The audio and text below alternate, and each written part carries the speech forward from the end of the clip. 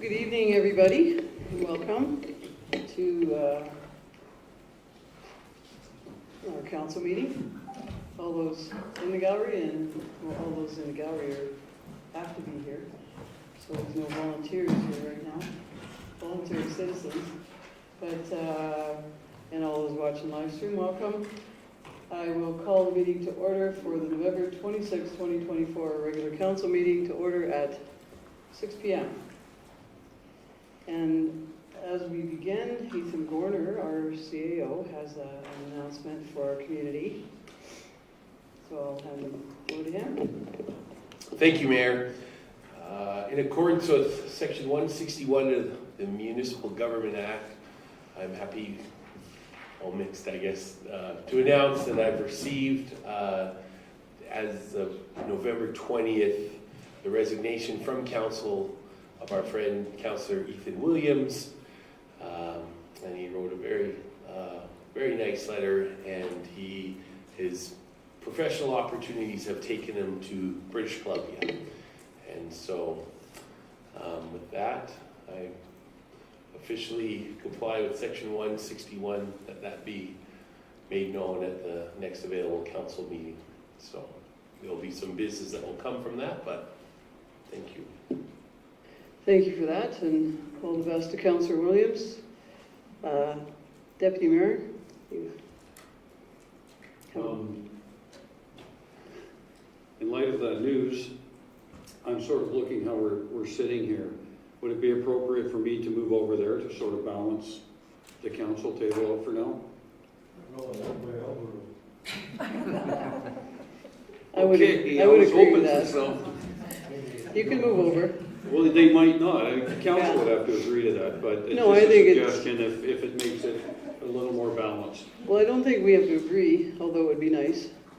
We just, because in our procedure bylaw, it just says you have to sit on the right or left of me, adjacent to me. So if you're over there, then can you be in line with our procedure bylaw? Council, if they're okay with it, I guess. Okay, Just, I'm fine. okay. Councillor Bazic? Sure. Councillor McCoy, Moore. That was McCoy's seat there. So yeah. Well, welcome. You've been sitting there a long time in that chair. You sure you can manage? May I help bring stuff over? Maybe a kick on this side of the sure. Sorry for the disruption. Are you? I think you lost this meeting now.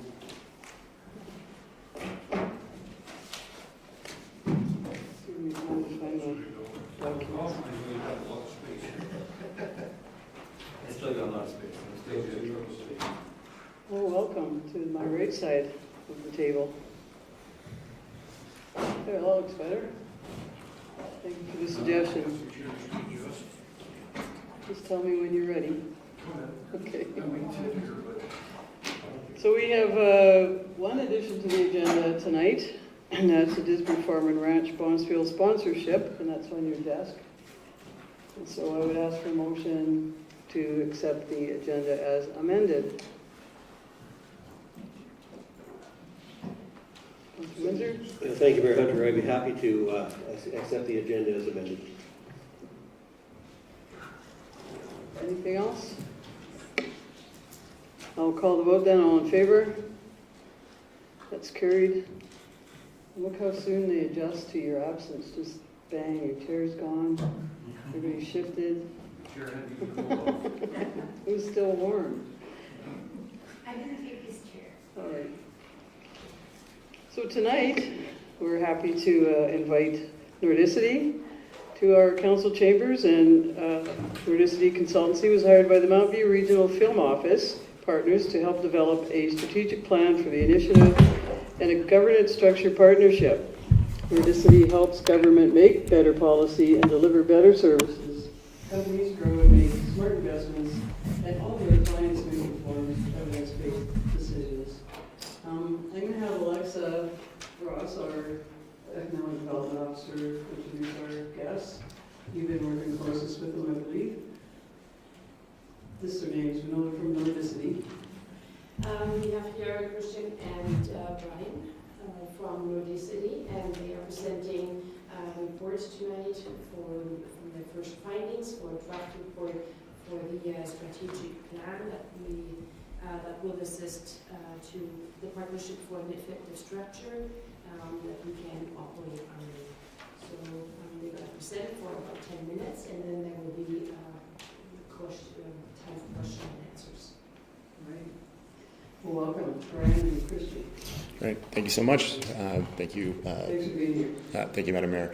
If we could move on to the first slide.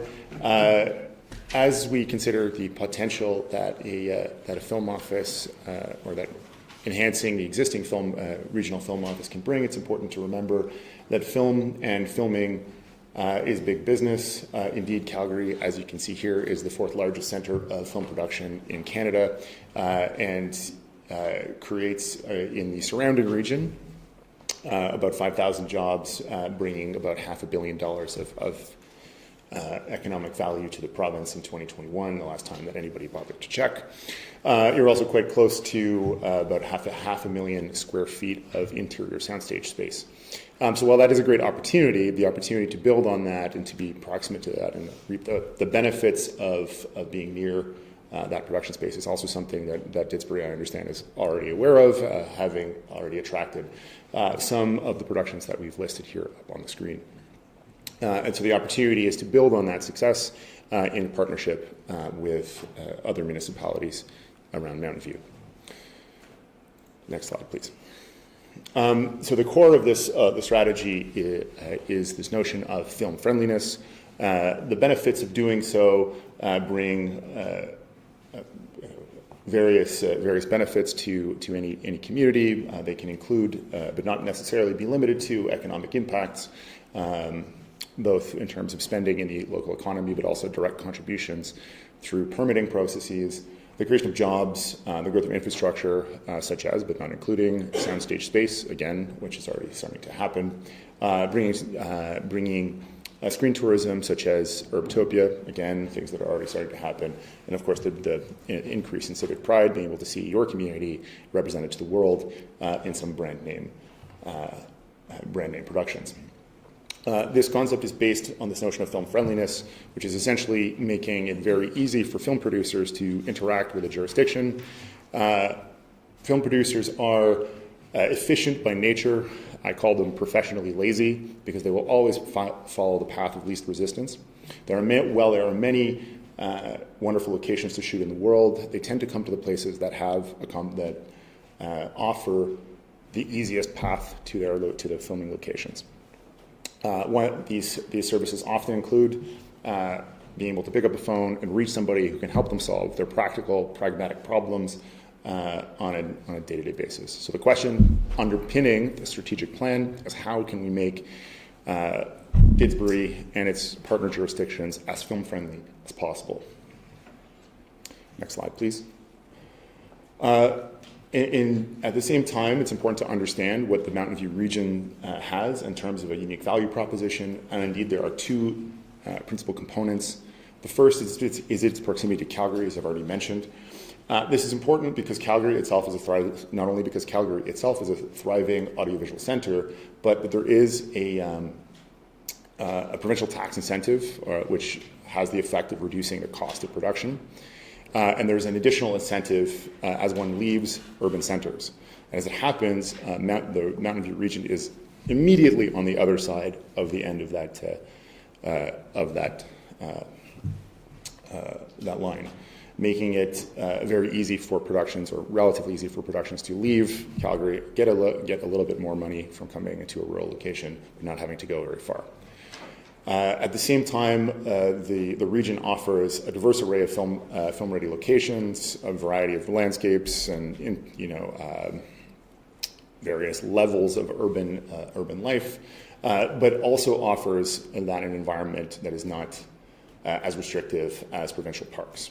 Quite often, producers will see Alberta from around the world, and they see Banff, and they're like, "Let's go to Banff and film there." And they arrive realizing that filming in a provincial park comes with many costs and restrictions that are not as prevalent outside of them. Next slide. Back one slide, sorry, I should read one more thing. There we go. So based on those two value propositions, the overall vision is to create or enhance the Mountain View Regional Film Office to continue as a virtual film office serving the region, dedicating, of course, to supporting the growth of filming production, while, of course, balancing the needs of the community and economic priorities. One thing I'd like to make clear here is that while the creation of a domestic film industry, or individuals creating film in and around Didsbury and the region, is a potential outcome of the strategy, the primary objective is to attract more guest productions to come, bring their money, and spend in the region. To accomplish this, we have outlined a number of recommendations, which you will see on the following pages, but I will provide some overall context to here. They exist in sequence, beginning with some underlying criteria that need to be met in order to become film friendly. Things like streamlining and standardizing permitting processes, record keeping and better communications with the public, and then building into increasing resources available for the film office, expanding and unifying with other municipalities outside of the original three municipal partners, building on existing provincial relationships, and then, of course, going out to the world and trying to attract more production. We have indeed approached this as a learn to walk before you run strategy, and I will provide some additional highlights as we go through the remaining slides. Next slide, please. So again, I won't read all of these. You should have them already, but we have about 25 recommendations. They may go up and down by one or two as we continue to work through the finer details with the EDOs involved. Each has a rationale and costing where appropriate, though not all have cost. So in terms of streamlining and standardization, one of the most important things for our production to have is a clear permitting process. As an example, if you come to a jurisdiction and want to shoot, say, something in Sundre, something in Didsbury, and something somewhere else in the county, the three participating municipalities, having three different permitting processes or three different sets of bylaws with which to work creates a disincentive for those professionally lazy individuals to want to come to one's jurisdiction. Standardizing bylaws doesn't cost that much. Indeed, Didsbury, to our knowledge, is the only jurisdiction in the region that has a permitting process related to film.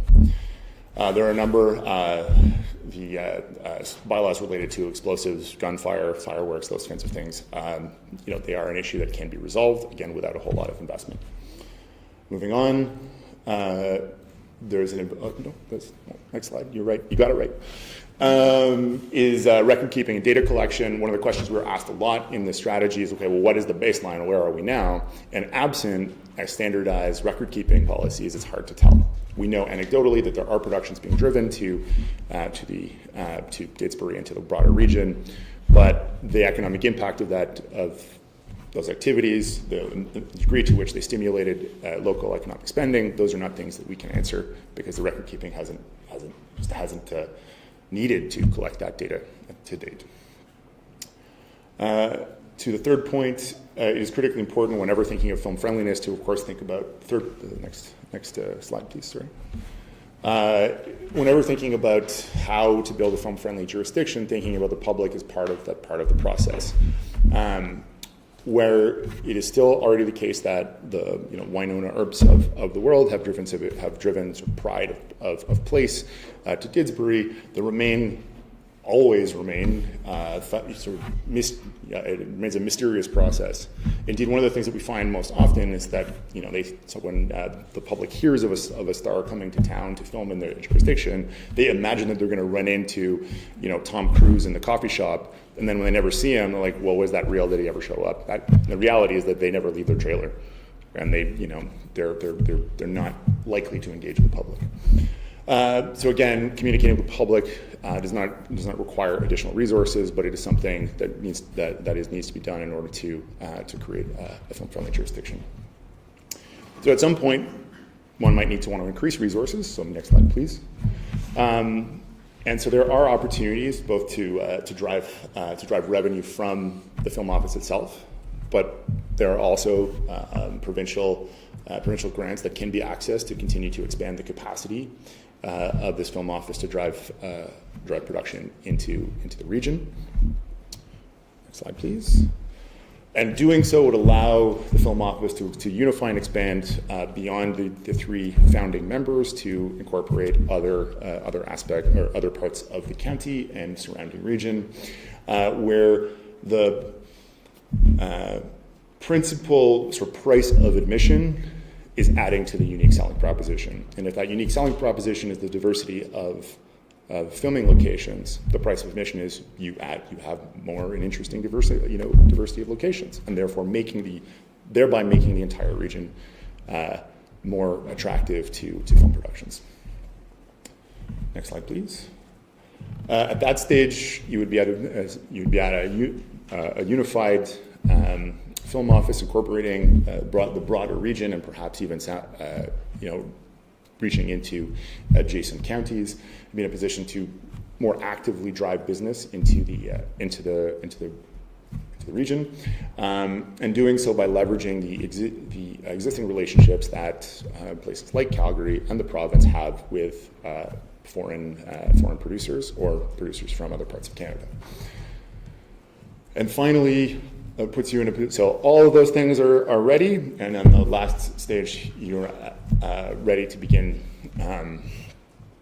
actively searching for filming production film productions that can come to the region. As a last point, I want to make sure that we're clear. When I speak of film, I do not mean necessarily of cinema, but just filmed projects, which can include, but not necessarily be limited to, films and television shows, and indeed also commercial production, which should also be considered. Next slide. Oops. Yes, yeah, it all fits on this. Good. So you can consider this as two scenarios that flow into one another. The first step, let's call it the walking step, or a sort of more passive step, is fixing these sort of underlying conditions to make the jurisdictions more film friendly, and this would include the streamlining of standardizations of policies, record keeping, and communicating with the public. All of that can be accomplished without any meaningful increase or any increase into additional funds. At that point, though, when you're looking to increase the capacity beyond what is currently available, more funds may be required. And though that doesn't have to come from a council budget, it can come from revenue, from either the revenue generated by the film office itself and or additional provincial grants which are available.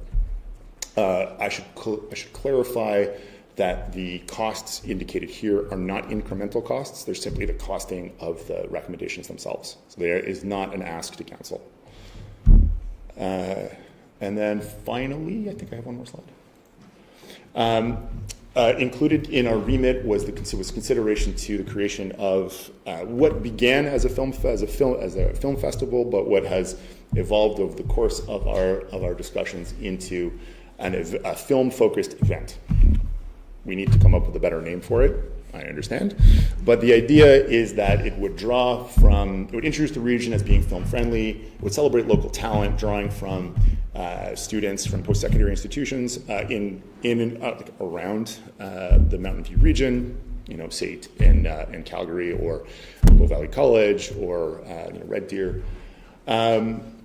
And not only provide an opportunity for them to exhibit their films, but also incorporate learning. And think of it almost as a film festival meets a conference at a very grassroots level. And to achieve this end, there are some steps needed. One of the things that we are continuing to work with the EDOs and the participating jurisdictions is where this idea fits into the steps I have previously laid out.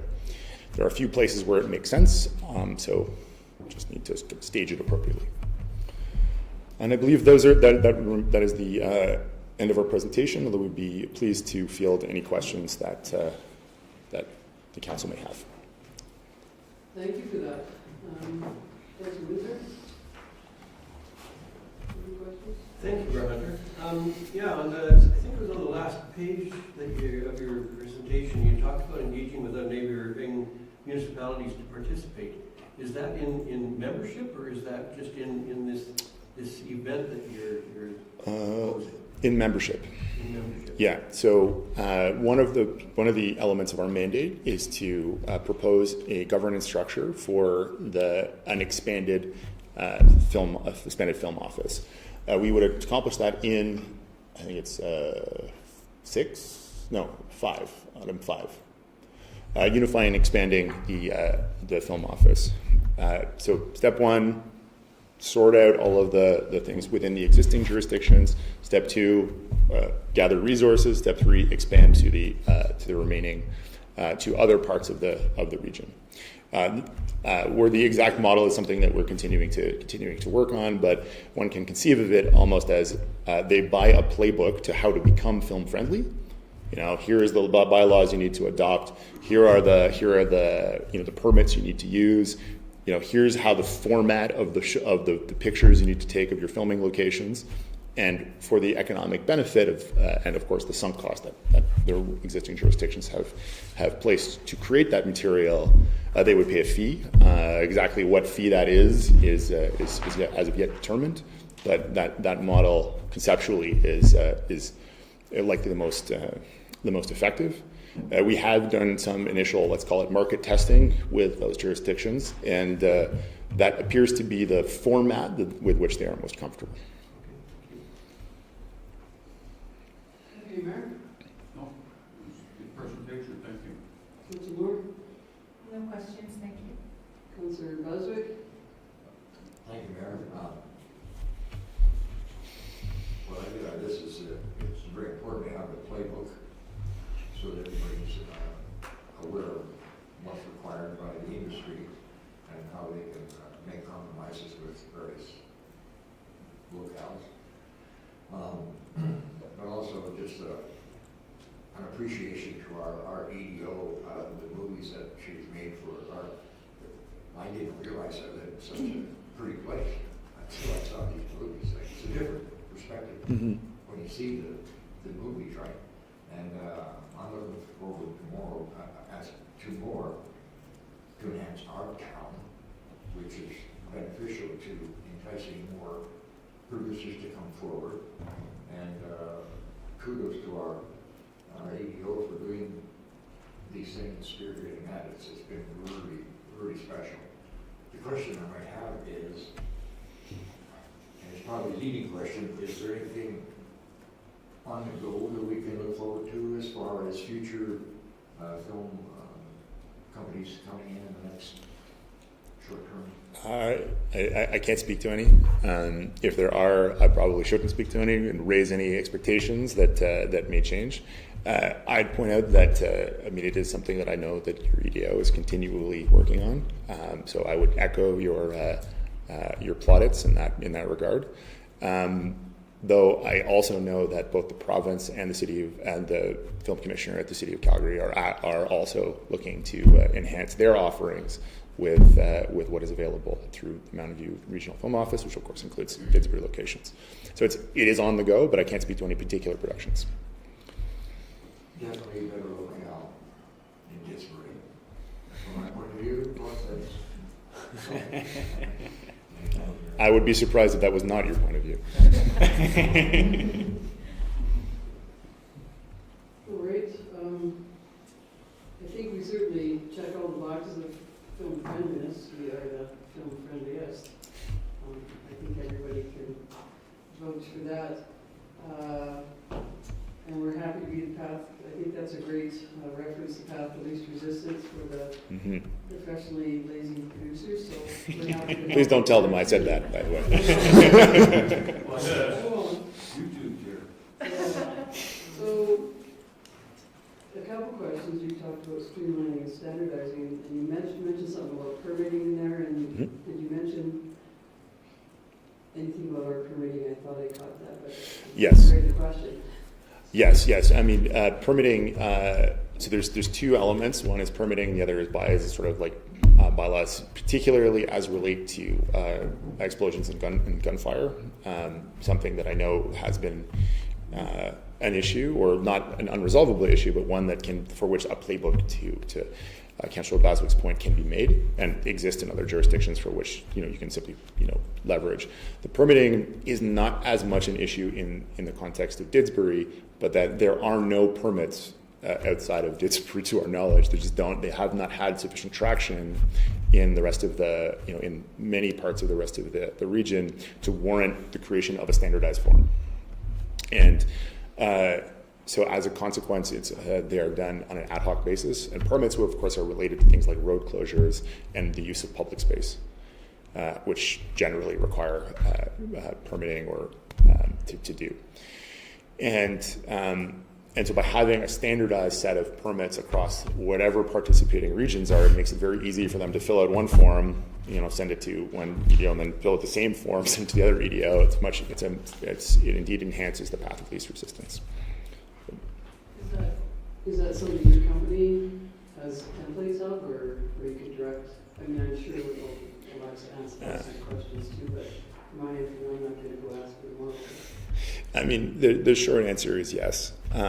We have. I mean, there are templates. I mean, they're not our templates, but the templates of other jurisdictions in similar contexts. They will, of course, need to be married with the how Didsbury functions, which will be all of the participating municipalities, because they all, of course, are slightly different than if I was pulling this from a rural film office in British Columbia.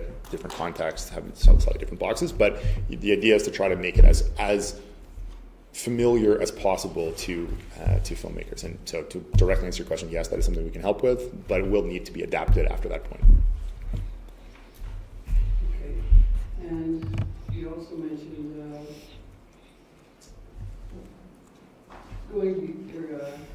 incorporating as a corporate entity or not-for-profit. So, are there examples out there of municipality doing that? Like, there this runs under the umbrella of municipalities, so how easy is that?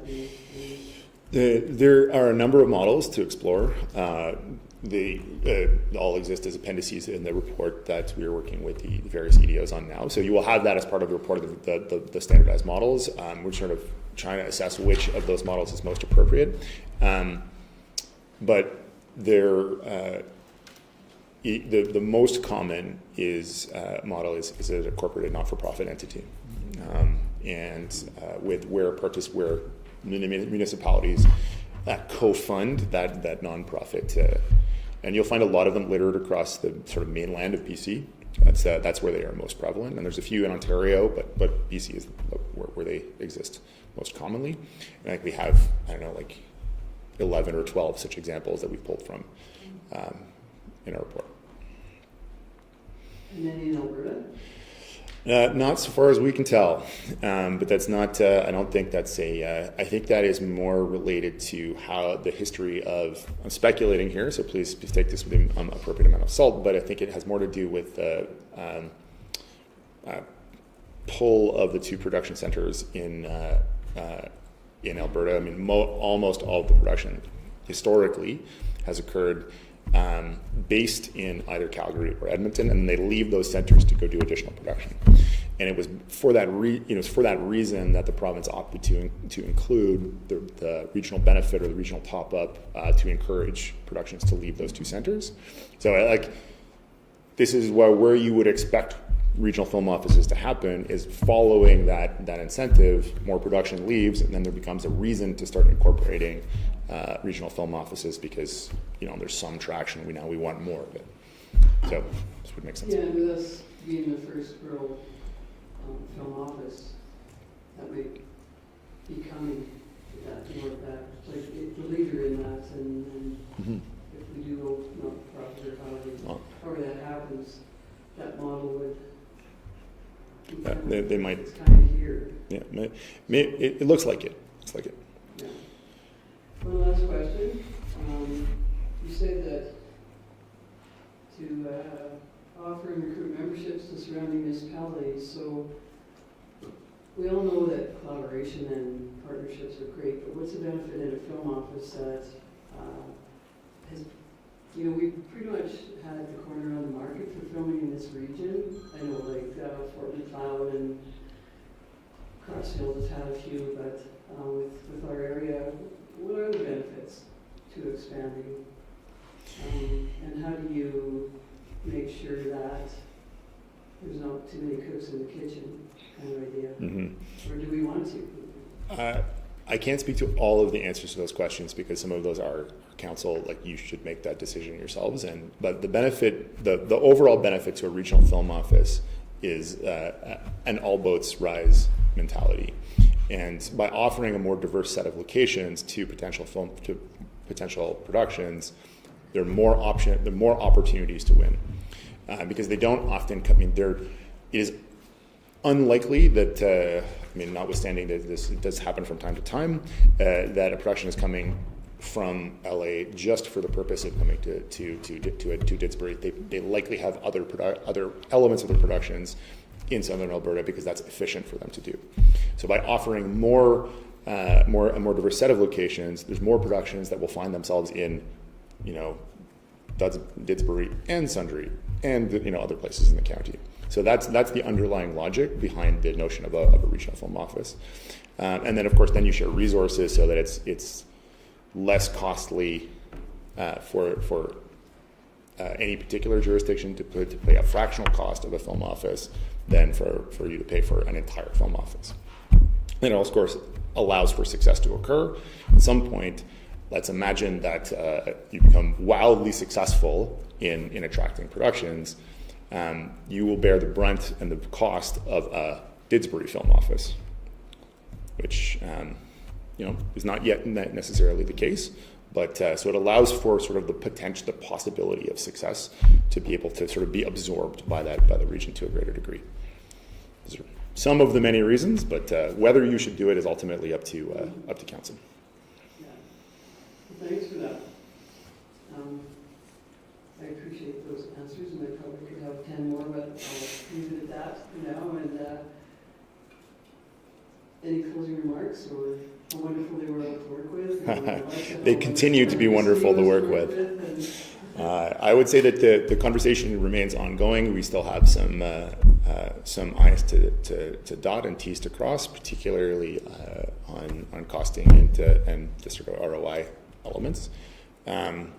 But that we've had a great time working with the EDOs from all three jurisdictions, and it will be sad to no longer have our fortnightly calls. Well, thanks so much. We're fortunate to have found a company that can do the job for the Mountain View Regional Film Office. So good luck with your continued talks, and we'll look forward to updates as they come. Thank you so much. Thanks again. And I think Deputy Mayor told you had to stay for me, didn't he? Okay. Okay, you asked. All right, thanks so much. Safe travels.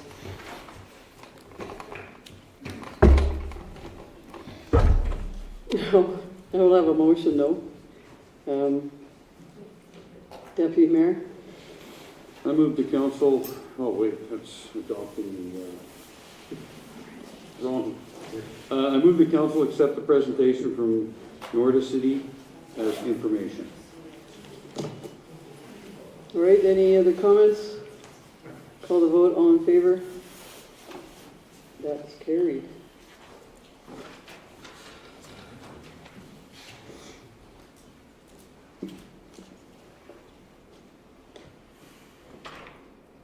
Adoption of the minutes from November 12th, 2024, regular council meeting.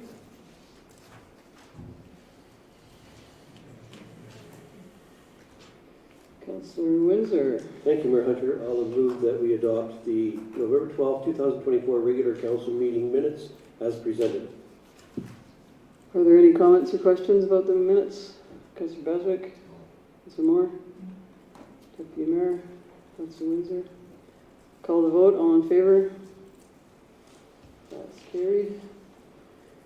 And we also have the minutes of the November 19th, 2024 budget meeting.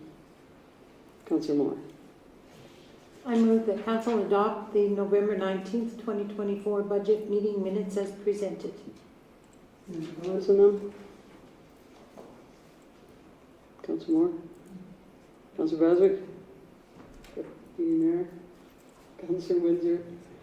Call the vote, all in favor? That is carried. And now we have what our planning and development department has been waiting for, and we have been waiting for a long time. Very excited to see these here tonight. Just a minute, I get to my read. Bylaw 2024-12, the Municipal Development Plan. And I will have, I'm going to have to read a few things here, I believe, although there's no one in the gallery behind you to listen to it. But what the heck, it's good practice. I do call the public hearing, I guess we recessed from council. I'll call the public hearing to order at 6:36 p.m. And the purpose of this meeting is to consider a bylaw related to the new municipal development plan. And bylaw 2024-12 is for the new municipal development plan. And the new MDP will replace the existing MDP that was adopted in 2012. This bylaw was considered for first reading on October 22nd, 2024. And I must read this for anybody here that's going to take 5 minutes or longer to speak, that the chair has the right to limit the time taken by a person to 5 minutes, after which council may wish to ask questions of the person. All questions must be channeled through the chair of the hearing. So that applies to the non-gallery and council. And, you know, I think in the future we're going to have virtual public hearings, so that might be an interesting process too. So we will have the presentation, and then council will have opportunity to ask questions, as will any gallery members that show up. And following the end of all questions, we'll adjourn and we'll deal with the bylaw second and maybe third reading in our meeting. So Tracy Connolly, our planner for the town of Didsbury, is here to present the municipal development plan. Thank you, Madam Chair. So this is a consideration of second and third reading. The first reading of the Municipal Development Plan bylaw was read on October 22nd, 2024. Since first reading, there was 3 minor amendments done to the Municipal Development Plan, so I'd just like to point those out right at the beginning. So the Plan Authority chart on page 2 had the provincial land use policies added just underneath the Municipal Government Act on that chart. On page 8, there was a picture or an image of a private vehicle. It was showing the rear of the vehicle, so the license plate was blurred out or blocked on that image to ensure that nobody could read that license plate. And finally, on page 17, policy 4.3.5, or 15, was amended to ensure it was referring to the correct appendix, which is appendix 7.3. So the application the proposal was circulated to referral agencies on August the 27th and provided for a 30-day response period. The public hearing was circulated to referral agencies on October 24th, and the notice was also posted on the town website. The public engagement included Sunday Fun Day, August 25th. There was an open house at the Didsbury train station on September 11th. Showcase Didsbury on September 19th. Town of Didsbury website, the Municipal Development Plan was available starting on August 27th. There was a display at the town office starting August 26th of the boards that were created, as well as copies of the new draft MDP for anybody that wanted to come in and have a look. And then there was a coffee and conversation presentation on November 13th at the Didsbury Museum that was well attended and garnered some good discussion about the Municipal Development Plan. The notice of the public hearing was advertised in the local paper on November 5th, 12th, and 19th, and notice was also included in a note from the mayor's desk on November 6th. So it has been well advertised so that people had plenty of opportunity to understand what was going on and what the timelines were. So we have our presentation. There we go. So next slide, please. Thank you. So basically, what is a municipal development plan? So essentially, it is a key policy document that is used to determine and guide the long-term land use plans for a community. it outlines the big picture goal or plans for the town. So basically looking at the town from, say, 30,000 feet, looking down, looking at the town as an entire entity and what it could look like to grow from there.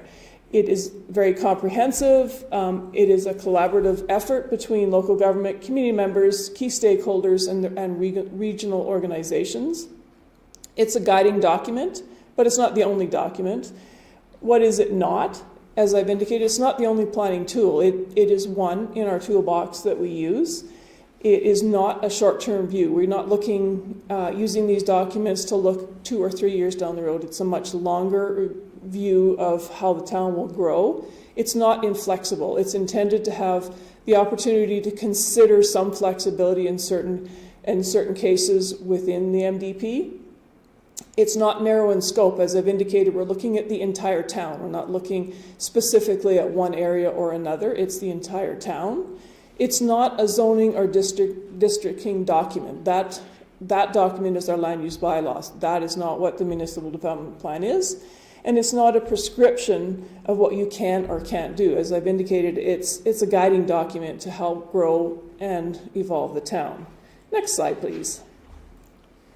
So why do we adopt a municipal development plan? So as I've indicated here, can you imagine putting together a big fancy meal and you have no plan? You just kind of throw things together and oops, it didn't quite work out.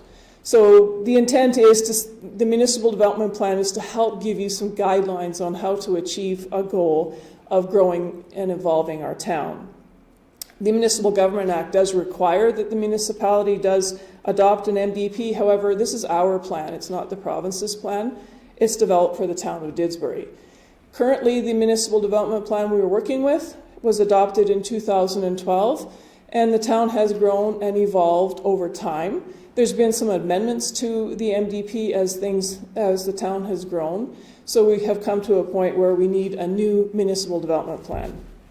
Next slide, please. So here is that chart that I had discussed earlier where the minor change was. So you'll see it starts with the Municipal Government Act. Then we have provincial land use policies, the municipal development plan, our municipal development plan, and further down from there are area structure plans, area redevelopment plans, and then down to the land use bylaw. So there has to be consistency with plans. So it indicates in the Municipal Government Act under 638 that an MDP must be consistent with our IDP. An ASP or an area redevelopment plan must be consistent with an MDP and the IDP. So that's why you see it in this format, showing starting with the MGA and working down from there. And also, at this point, I'd like to indicate when an application is received, we not only look at our municipal development plan to see if it complies, but we also pull in the IDP as well. There are policies in there that we need to consider and must be complied with, so all of those are considerations when an application is received. Next slide, please. So what are the benefits of a municipal development plan? Excuse me. So I've indicated it establishes a vision for growth within our town. It ensures compatible development. So what we're trying to do is make sure that you don't have a big, intrusive industrial development next to a quiet residential area. So those kinds of things are considered. It provides a framework for efficient growth and growth management, so that what that means is when we have services in place, that's the next logical place for new development to happen, as opposed to doing what we call leapfrogging or jumping further down the road and building somewhere where we don't have that connection to services or we don't have roads or things like that. Supports economic development. We want it to grow. We work with our economic development team to ensure these things can happen, and it's part of our MDP. It supports the social needs of our community. We ensure that we have pathways and we have parks. We ensure that we're looking after our heritage community within the town. As I've indicated here, it preserves our historic downtown. It's an important feature of our town. It's one feature of many. Recreational opportunities and connected pathways, as I've indicated. Next slide, please. So what's considered when an MDP is developed? So we look at what's here now, what's happening now. Our intermunicipal development plan, obviously, we have to ensure that we're not having policies within our MDP that conflict with the IDP. We want to be able to work with our neighbors. Growth patterns, we identify where things are growing, where we have demands, and where things should grow. Demographics, the population, what's the town look like? What age group is getting larger, what age group is maybe getting smaller. Community input. There has been some input from the community. Within our MDP is Appendix 7.1. It's called the Voice of the Community. And that is the summary of what was heard over the time as this document was developed. What did the community want to see? What did they feel was important? So we've included that within the MDP. Economic development strategies. There's certain ways in which the town needs to grow to be economically viable and feasible. And our pedestrian connectivity master plan. It is identified within the MDP that we do have one, and we have policies that support continuing to grow that connectivity plan. Next slide, please. So what's different? So this is an image of one of the maps within our existing MDP. So it's showing uses within town that are specific to specific uses. For instance, a residential area, commercial area, light industrial area, open space, and institutional, and there is one small mixed use area. Next slide, please. So this is how it looks different. So the new MDP is talking about some more blended uses. It's a policy area approach that provides for more flexibility to accommodate a range of land uses. It maximizes our fiscal productivity of our land. It maintains an efficient cost of service delivery and maintenance. So by that, it means that where we have development, where we have services already in place, it makes sense to increase our services to certain areas. So the MDP identifies these growth areas as live-work neighborhood, mature neighborhoods, core and entrance, and our future neighborhoods. So as you can see, these aren't very specific to certain specific uses, however, more of a blend of types of uses and development. Next slide, please. So this image here, it also indicates in our MDP specifically where we would like to see an area structure plan developed. So it's showing the areas on the periphery of the town. We do recognize that within this area, we do already have area structure plans adopted. There's the Fieldstone Area Structure Plan, Fox Hollow, Doran, Copperview Landing, and Creekside. It is within the area. We didn't exclude it within this map.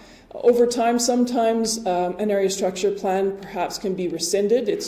Doesn't make sense, or there needs to be some amendments. So we have policy areas around it. So we've just included this as a general area structure plan area within the town. Next slide, please. So as I've indicated, we have growth areas. So the live-work neighborhood, areas that are intended for mixed use. Potentially, we could have a business that, somebody would like to have a residential component because it makes sense to have like a security suite on their property. So this is consideration for allowing for that kind of thing to happen. We have mature neighborhoods. So we've identified that we have neighborhoods within town that have already been established, but things may change. There might be some slight tweaks or some changes that may happen in there. Next slide, please. So we have our growth areas within the MDP being the core and entranceway.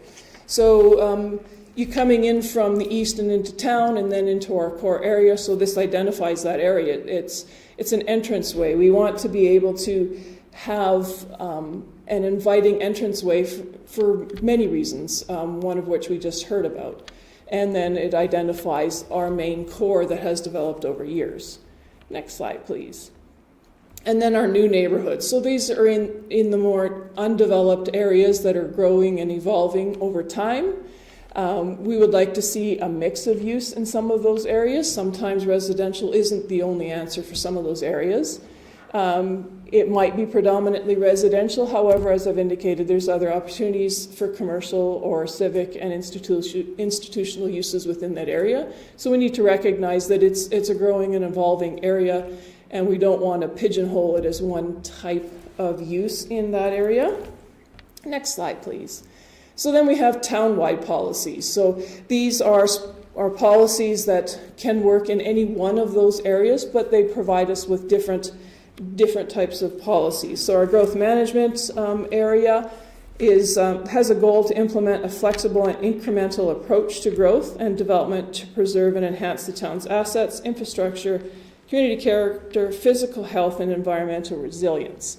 Economic development, as I've indicated, we want to grow and have a good economic, healthy environment here within town.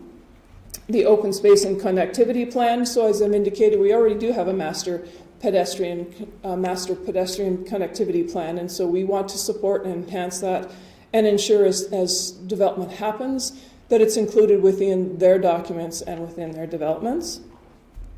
Mobility, talking about our infrastructure for roads. We talk about roads when applications come in, but we do have a set of policies and guidelines that we use. So we use the City of Calgary guidelines, and that's the basis for developing our road network to ensure that they're well-built roads and that they work. Servicing, as I've indicated, this is another town-wide across the entire town, so we have a goal to ensure the efficient use of our existing facilities by requiring strategic expansion. So this is what I was talking about when I said we don't want to do what's called leapfrogging. If we have services in place and it's next to an area that maybe isn't already developed, it makes sense to start there and move out from there. So as the areas get developed, the developers will have infrastructure in place, and then that will help enhance moving forward and developing some of these other areas. So area structure plans. We have a discussion in the area structure plans that say, when there's undeveloped areas, there's certain guidelines and specific things that need to happen. If it's an undeveloped area, there's a certain list of studies that could be required. Our subdivision application form does have a page on it that lists all these studies. And one of those studies specifically would be a biophysical study. So in these undeveloped areas, there's going to be a few areas that have a bit of natural amenity that maybe we want to preserve. So a biophysical study would identify those kinds of things, and then that kind of preservation would be built into the plan to develop that certain area. It requires, in an area structure plan, to do a servicing plan to identify that we have enough serviced areas. It would also identify at certain stages the Municipal Government Act has requirements for a municipal reserve or environmental reserve. So that all has to be laid out clearly within an area structure plan. That section also does talk about area redevelopment plans. So what that means is exactly that. An area has already started to be developed, but changes need to be made. So in order to support those changes and to ensure that it's feasible and it makes sense, certain studies would have to be done to make sure that it can happen in a reasonable manner. And then also a conceptual scheme. So a conceptual scheme is a little bit smaller scale. It's when you're looking at a subdivision that's, say, more than 3 lots. Perhaps there's some development there, perhaps there isn't. So we'd just like to have an overview to ensure that what they're proposing will make sense when it's finished. Heritage preservation. So we already have some buildings in town that have been identified as heritage buildings. We also already have the downtown core that has that kind of look and feel. So we want to recognize those buildings and landscapes throughout town, and we feel it's important, and the community feels it's important to have some kind of preservation in place. Emergency and protective services. We want to maintain and develop a continuous network of streets and other facilities that serve multiple nodes, including transportation, and also provides for safe and efficient movement of people and goods, including our emergency services. When applications come in, emergency services, in specific our fire department, is circulated. So we want to ensure that when we have brand new infrastructure and brand new development happening, that what gets put in place makes sense for the fire department when they need to be able to respond to situations. And also we have noted in our MDP that our medical response services are provided in partnership with Alberta Health Services.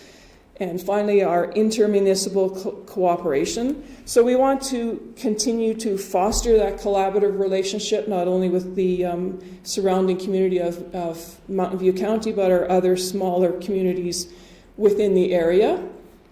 Our Disbury in itself is a little bit unique when we start looking and comparing to some of our other local urban municipalities because our topography is quite a bit different. We have the Rosebud River and a coulee that runs through the town, so we're not completely flat like some towns are. So we have a few more constraints when it comes to building and developing within our town. So we can compare, but we are slightly different, and we do want to recognize those kinds of comparisons. We've added a few new policies in there that talk about when trees are planted, we want to ensure if they're planted on our land that they're compatible to our zone, and we should probably maintain an inventory of those kinds of trees and that kind of thing. Next slide, please. So in conclusion, it was circulated.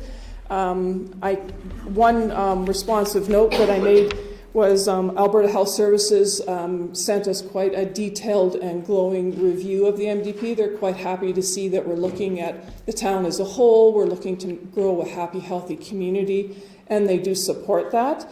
Mountain View County just indicated they had a question about one specific policy, and as I've indicated right at the outset, when an application comes in and we're looking at it, we start by looking at the IDP and ensuring within the IDP there are policies within that indicate infrastructure and servicing. So the IDP is indicating that the town demonstrates that providing water and or wastewater servicing to the proposed lands is not feasible from a financial, operational, and maintenance perspective. So basically what it's saying in the MDP is our lands within town should be serviced. We should provide municipal services.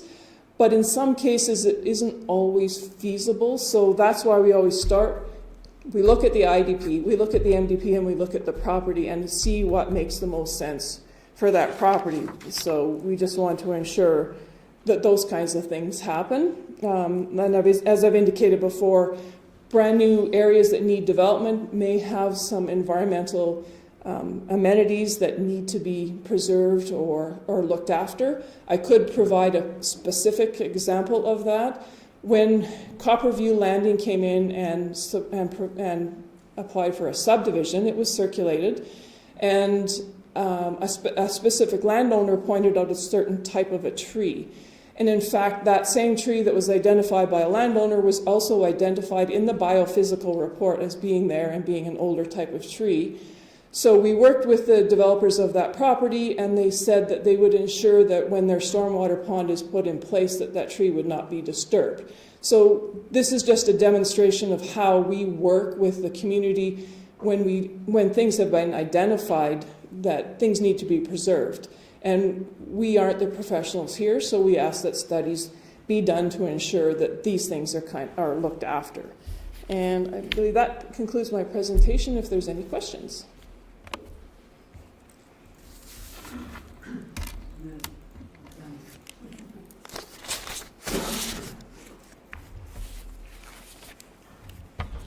All right, do we have any questions? I'll start with Councillor Baswick. Thank you, Mayor Hunter.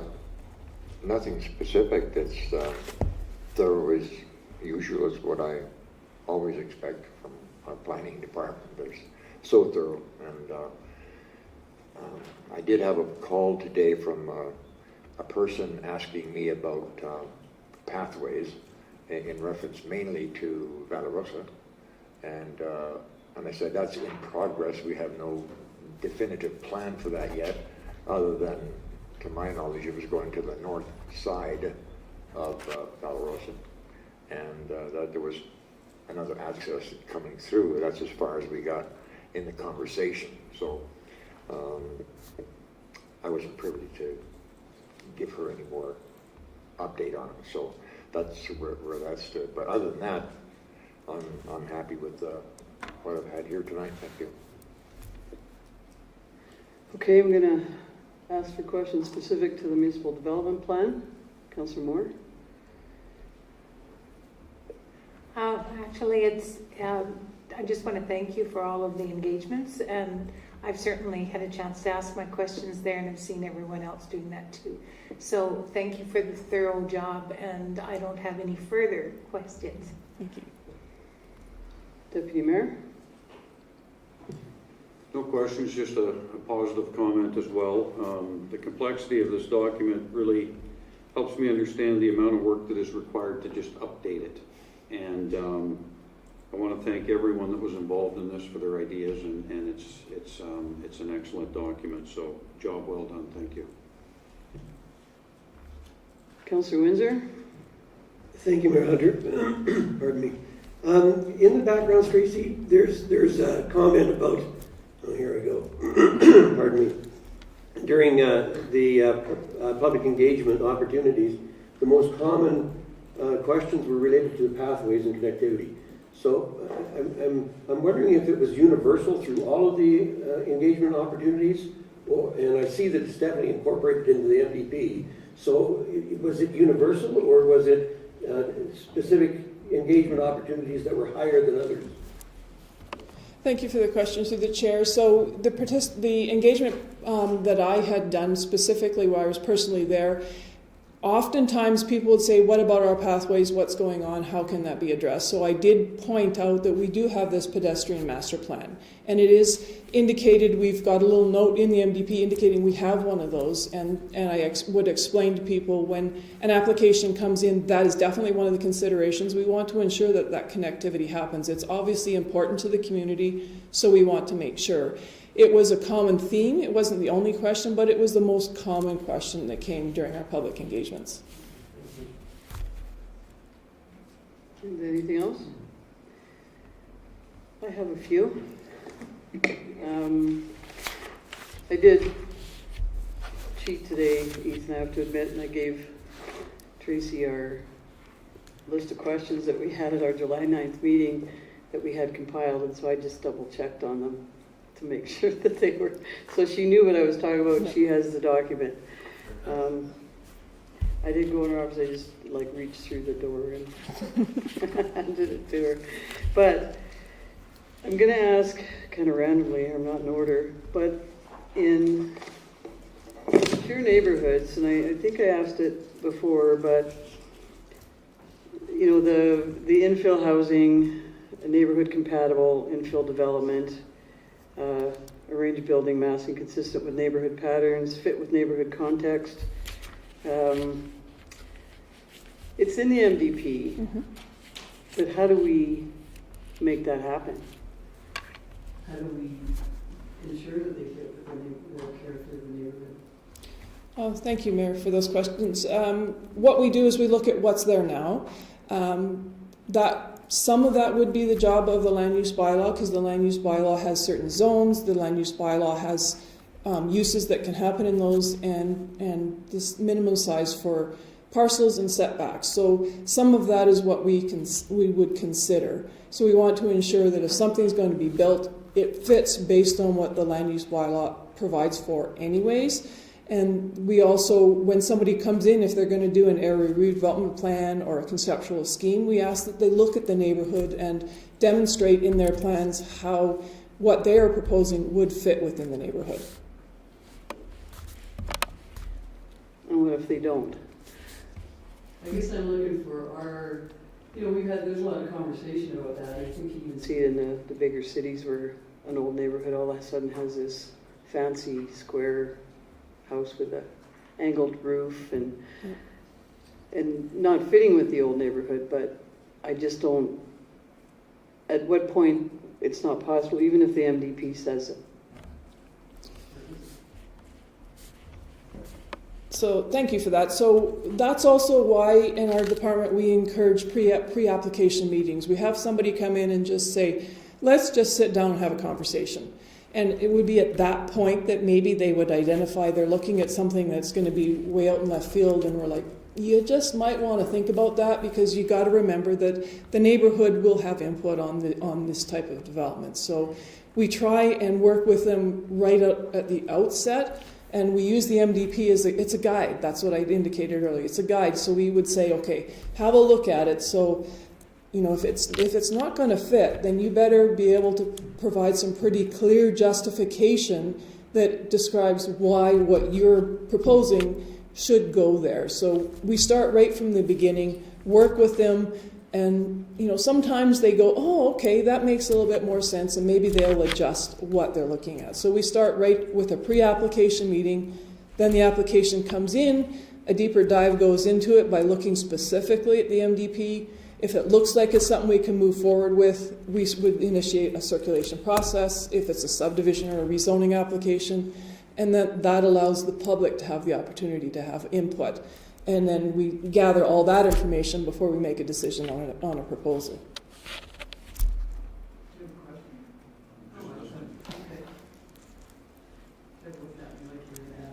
So, well, I really like, it's great to have it in here. I just would like to think that we're going to be successful with that vision. On page accessibility, so on the document you have 4.4.4, 4.4.5, 4.4.6, I believe. We've talked a lot about accessibility, but what I see in here, and I'll just a minute, I'm getting there.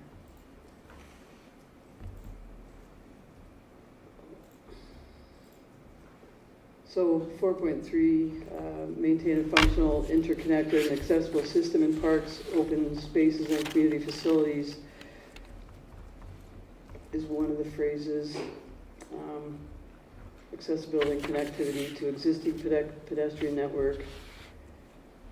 Maximizing accessibility and providing linkages to our parks, recreation, and natural areas.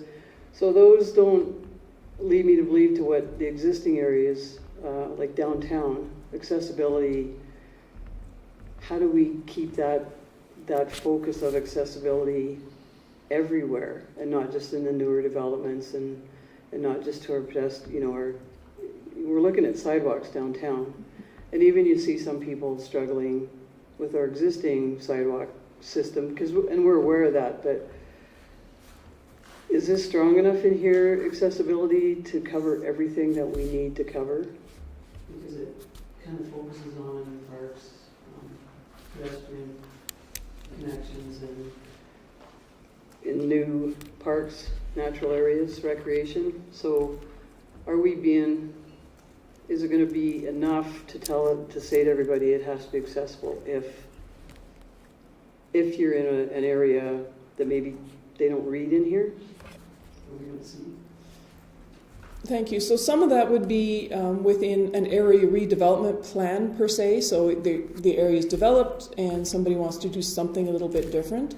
So that would be the time when somebody's coming in and they want to change something. So say we identify that, there's just not the proper curb to allow a wheelchair to cross an old sidewalk. So if somebody's looking to do a redevelopment, that would be the time when we could have a look at it. We have, like I've indicated, we use City of Calgary standards, so we'd be able to pull those standards up and say, okay, these are what our standards are. So what are you going to do, applicant, to ensure that when you're finished your redevelopment, that it does have the proper accessibility within front of your building. So it's at the time of development proposals that we're able to, in developed areas, have the opportunity to have that discussion with developers. And I think I see it in our sidewalks, but I also see now, in our curling club, it's an older building, but it's really hard to get up onto the sidewalk. And that would have to take a plan and a council budget to change that sidewalk is what I believe will have to happen. But I think it's important, and I just want to make sure that we're covered. And I think everybody would be surprised if I didn't bring up the concerns about the properties that are on wells. And we have a lot of them in Disbury, and yes, full disclosure, I have one too. But, and I brought this up, how do we make people connect to town infrastructure? Because there's going to be debates about that and arguments about that whole Moonville, for example, there's many houses on wells, and how, I think I brought up last time, or we talked about it, that the grandfathering, I think, is an important phrase. And for the residents who are served by that, is there any softer language we can use to, because obviously we go knocking on doors and say, hey, you've got a connection now, you have to connect for $10,000 or whatever it is. This may be a hardship, but is there any thoughts on that as a planner? How that wording might be softened or should be, or maybe it doesn't need to be. Thank you. So as at the outset I indicated, the intermunicipal development plan has words in it about development and providing for the opportunity for servicing. So that's where it starts. And the IDP, which we are, we have an agreement with the town that says, or with the county, that talks about town property should be serviced with town with town services. So in the case of these properties that currently have private services, the time to be able to have the opportunity to update those would be at the time of a subdivision, let's say. Somebody comes in, they have a big plot of land and it's got a private well and a private septic system. So if they're wanting to shrink it and make smaller lots, well, one thing that will trigger a change is the private septic systems have to have a certain setback to property lines based on whatever, depending on what it is. So if they're wanting to make their lots smaller, there may be a chance that their private septic system won't comply anymore. So they would be obliged to service it with town services. And so at that point, if they're in the ground putting in wastewater servicing, it would only make sense that then water should also go in. And so those are the best opportunities. Like you say, it's difficult to go and say, hey, we understand you have this old system, but guess what? Here's a piece of paper that says you need to. So it's at the time of application that we have our best opportunity to work with those landowners and encourage that, the services need to happen, or at the very least services brought to the property line to ensure that if it's a subdivision and they're just creating an undeveloped parcel, that when somebody comes in and applies for a permit to build a house on it, services are there for our town services. Right, and down 23rd Street there is, so that might trigger that, and in situations like that. Because I think there's many in town still. But. And just one last one on page 40.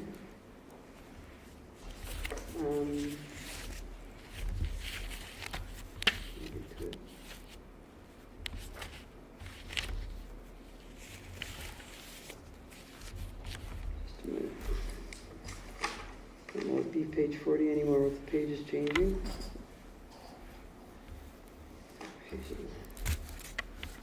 I'll find it.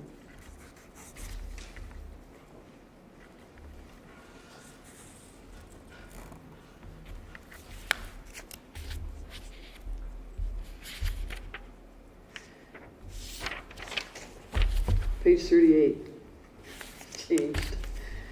And it's just a switcheroo of some words. Just I think in our goal it says the last part of it, but also attract new people into town, which is critical to the town's financial condition and long-term prosperity.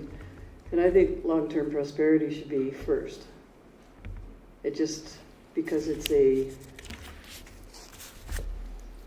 just a bigger investment in our community that we want long-term prosperity for everybody that moves here. And that's just me, and then the money is second, the financial. We all know that finances are important, financial condition, but I would like to think long-term prosperity is more important, and I might have objections to that if we make that minor change.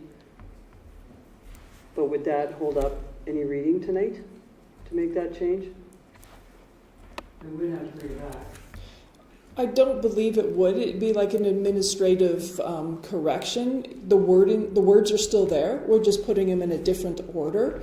So we could ensure that if it receives third reading tonight, we would ensure that minor change happens before the bylaw is signed and before it's posted on the website. Okay, thank you. Do you have any objections to that, anybody? Change that order? Okay, thank you. And having said that, I'm excited that we're at this point. We've got a second reading, and I think it's been a lot of fun.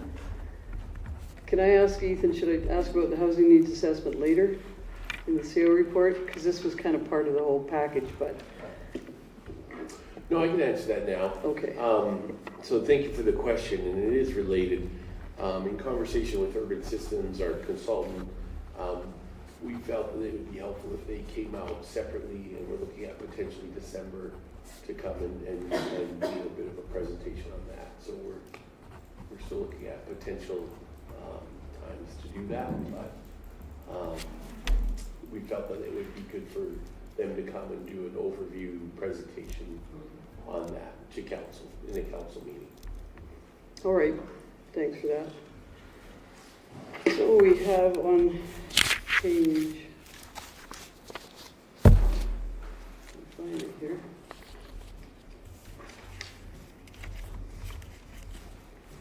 Can you put the motions page up, whoever's in charge of that? I get my, I think that's the next, yeah. I couldn't find it, it's in our business, Yeah. in our bylaws. That's a relief. I thought I lost my paper. And I said it at the beginning, we'll deal with it in council. So, I will have a motion to adjourn the, unless there's other comments. Is there any closing comments from Tracy? Through the chair, no, I think we've covered everything based on what the theme of the questions were and what we were trying to accomplish with the new MDP.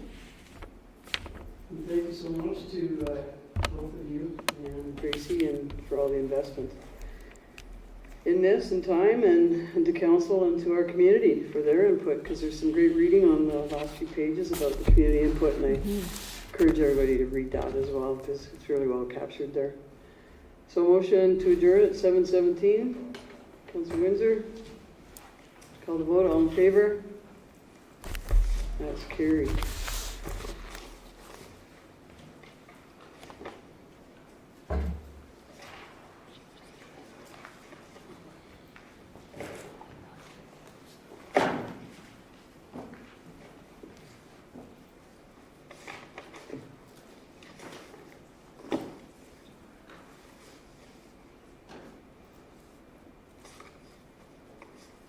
So we can move on to item 6, 2025 budget.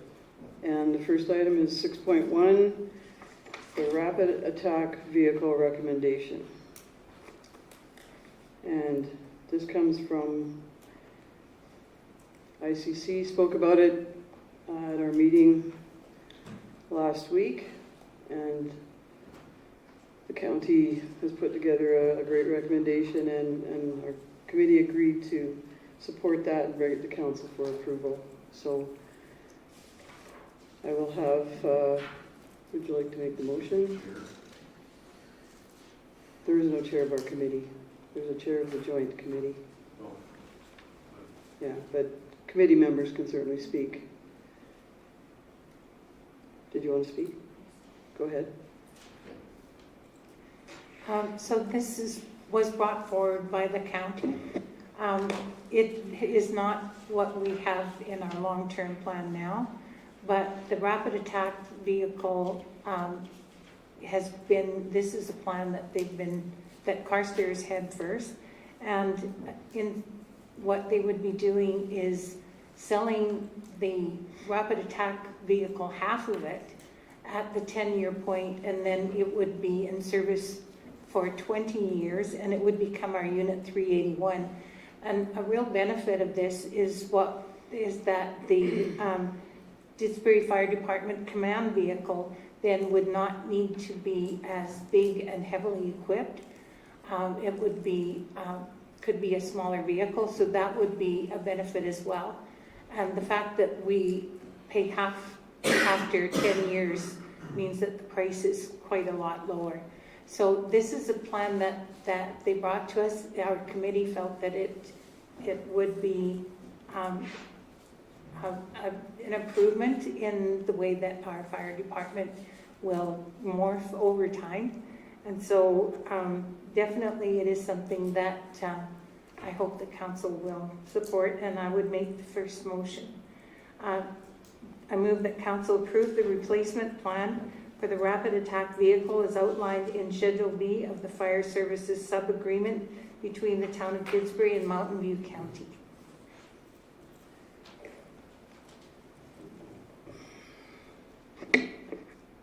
Any comments? Councillor Windsor? No, not at this point. Thanks. No comments. I was part of the discussions, and I'm actually very excited about this, so I too hope that we get the support. Mm-hmm. Councillor Baswick? Okay, so I will call the vote. All in favor? That's carried. So can you do the next one?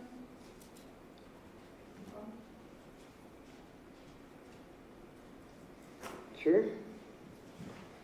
I move that council update the 2025 draft capital budget for the contribution toward the secondary rapid attack vehicle. Comments? Councillor Baswick? Councillor Windsor? Thank you, Mayor Hunter. I'm wondering if there's no indication about where this is going to be funded from, if it's at reserve, or if it's out of the operating budget, or where this is coming from. Ethan, I think Amanda can answer that.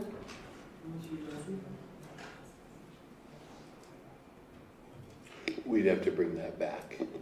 We'll bring back a proposal. I thought it would be easy out of the fire big capital or small capital or whatever, but That's what- my initial guess, but we just don't have that formally in right now. Yeah, that's fine.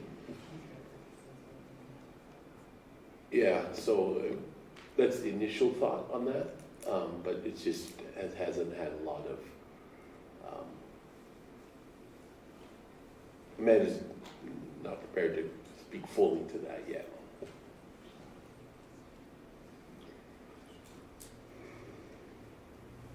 So, should we reword that somehow then?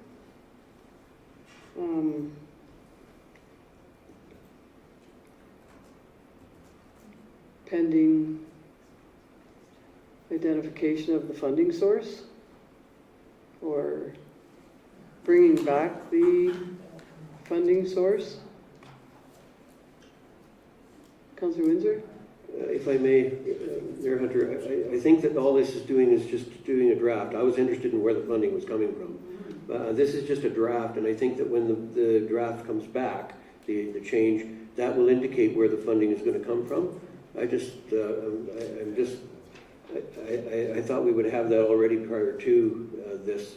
I'm not sure that it makes a difference to the motion particularly, because we're going to look at it in the draft budget, capital budget anyway. And so I'm not sure it makes a difference. Well, I understand that. I'm just, all our whole draft capital budget has funding sources, that's all. Yes. So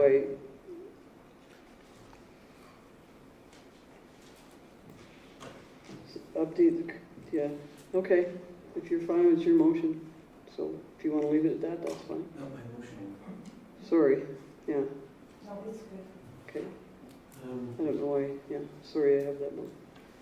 Any other comments then? No, I'm good. Deputy Mayor? No, we'll see the item come out. So, okay. So I'll call the vote then, all in favor? That's carried.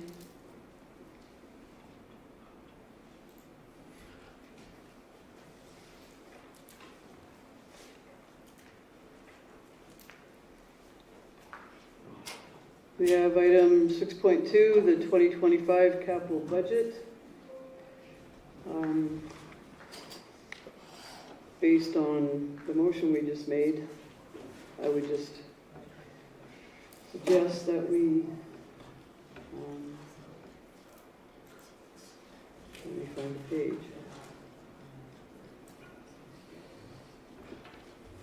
Oh, gee. Mayor, Yeah, if we could just recommend with the next item, the capital budget, just within like, and this was kind of the result of an ICC meeting that was just a few days before. It was kind of an emerging item that kind of came together. So what I'd recommend for the capital budget is that instead that it be accepted as information and that it be brought back again, and then we can add this vehicle and bring Yeah. it back on December 10th. And Yeah. we'll adjust it with this new information, and then that gives us Yeah. proper time to formulate all that. And I think with that, yeah.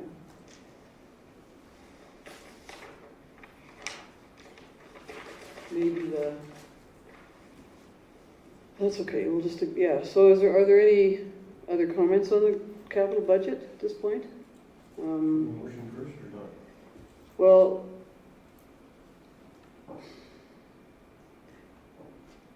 I think, like I have a addition that I'd like to talk about. But I guess that can be made, because accepted as information, but yeah, go ahead, did you want to make that? I thought I would, yes. Okay, Mayor go Hunter, ahead. so I thank you. I will move the council to accept the 2025 capital budget update as information.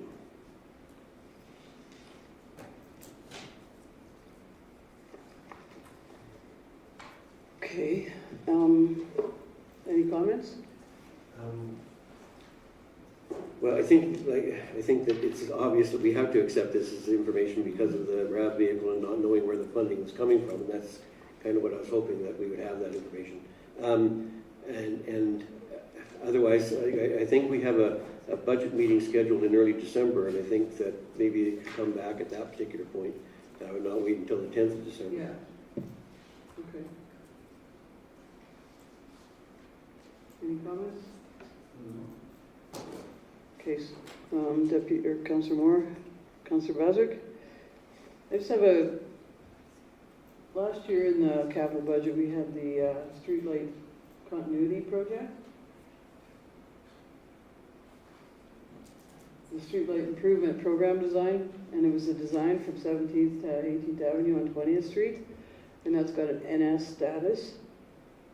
So I would like council to consider that same $10,000 be applied to 2025 to have that design of the streetlight continuity project be incorporated into the capital budget this year, because it wasn't completed this year, whatever circumstance happened. So can we, after the information issue is voted on, I'd like to make, I don't know who will make the motion, to make the vote. It's just the streetlight improvement program design, 17th, 18th Avenue, just be brought back. And maybe, Ethan, is there any special, maybe something has to happen, we just can't push that money forward, or does our CFO or anybody know what would be the rate? Yeah, what I'd recommend on that is, because you don't need to redo the because it's there and it just hasn't been, so if it's not been completed, it's still an approved project, it's still approved monies, it's still in the docket, so to speak. Maybe what I'd recommend is maybe a motion to just bring an update on that project, to bring back an update on that project. All right, that'd be great. Yeah, and I guess just be carried forward. So we haven't had that for a while, so maybe I was foggy on that. All right then, so I guess the second motion would be bring back information on the streetlight improvement program design from 17th to 18th Avenue. And other than that, then we have a motion to accept the capital budget as information. Are there any other comments? Call the vote, all in favor? That's carried. Okay. Mayor Hunter, I'm happy to make that motion, but you're going to have to word it. Well, I thought, did you guys catch that, what I said? I think it's from a carryover from the 2024 bring- capital budget, isn't it? Yeah, it'll be carried forward from 2024, but to bring an update on the 2024 capital budget project of the streetlight improvement program design from 17th to 18th Avenue.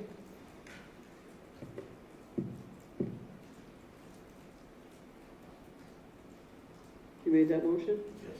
Any questions or comments? No. Deputy Mayor? No. Councillor Moore? Councillor Baswick?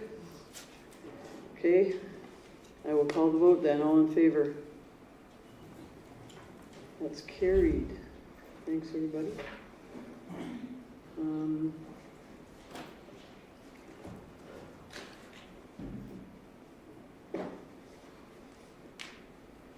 We have item 6.3, the 2025 operating budget. So,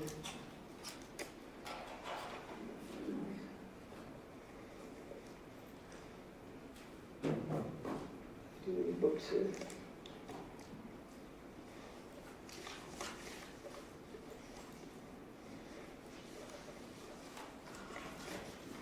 So because the motions are at council's discretion, I'm going to ask for any comments or questions on the budget currently. Any information people might need. Deputy Mayor? I would like to see if council would consider adding something to this. So that would be, and I'll read a little bit of a highlight, but on page 114 of the budget binder, under Appendix E, line by line, if we go into the ACTAV and tourism expense, we have an advertising proposed budget of $10,000. Sorry, I'm not speaking into my mic. So the Mountain View Regional Film Office received an award for innovation approach to economic development. This was the third award received for the MVRFO project and the sixth award that Didsbury was part of or received in 2023. The MVRFO initiative increased awareness in our region, and Didsbury noted 5 productions this year, including audible promotion productions. Sundre also received increase in production inquiries. The Calgary Transit campaign with Pattison Outdoor for Didsbury was more than a great success. It was a huge success. The success reflected in the increase of visitation from Calgary and investment inquiries. The campaign also received praise from the community of Didsbury on various avenues, including Facebook. The business community, and this is important to me, but our business community reported traffic increases of 5 to 10% during the campaigns, during the months that the campaigns were run. The contracted graphic designer won a bronze award for Didsbury in the transit campaign in Calgary. Professional graphic design is crucial to the success of these campaigns. 2 of the 4 videos have been completed. They've been sent to you guys. I think that these videos are phenomenal. There's more to come. The videos have been extremely well received by our business community. Urtopia Didsbury Day was a huge success. Over 240 visitors came to Didsbury due to that event. Urtopia donated money to the museum and then raised more and donated that, I think a total of about $2,500. The scavenger hunt was well received and educated the players in Didsbury's history and encouraged them to visit our stores. The economic development community in Alberta recognized the Urtopia Didsbury Days as a great success for the film tourism of this province. The campaigns have also contributed to an increase in development permits, 82 in 2024 versus 64 the previous year. Keep in mind, this is only to this date. We still have more that could come out. The awareness campaign started in 2023 and there was no notable increase reported in 2022. Total number of interested people to move to work in Didsbury, rural versus rural renewal stream in 2024, approximately 1,300. Total support letters for the program, 30+ registered companies. Total number of investment and business expansion inquiries, 118. Support letters issued for rural entrepreneurship stream, 6. So our total marketing budget for 2024 was $37,030, of which our economic development department spent $29,000. Photo video library projects are about $10,000. I want council to consider increasing this budget line by $20,000 to get us back to the $30,000 we had last year. I think it's important that we continue to invest in this when we see the results that we're getting from it. I believe these initiatives need to be extended or expanded.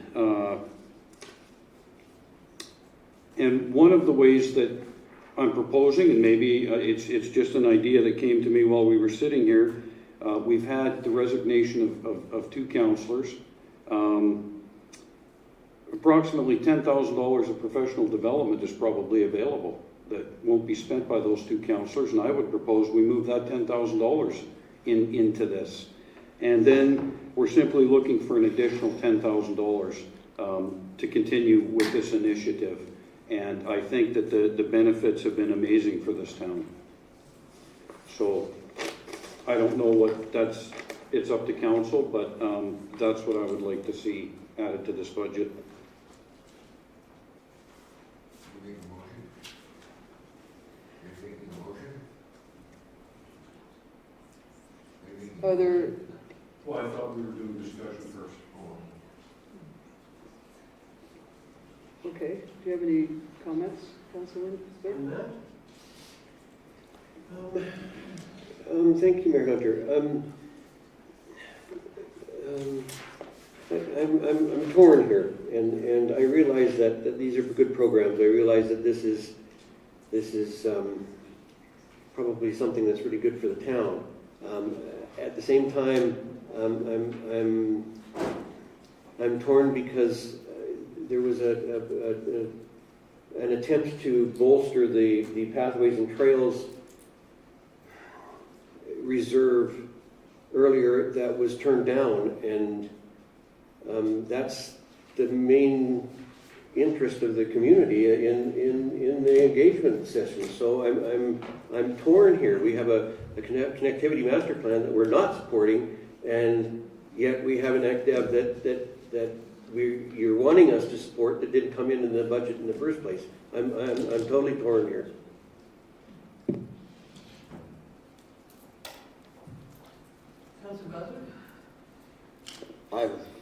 From my point of view, it's an excellent idea. Our EDO has done a stellar job on this, and it's anybody that I've spoken to, they just love it.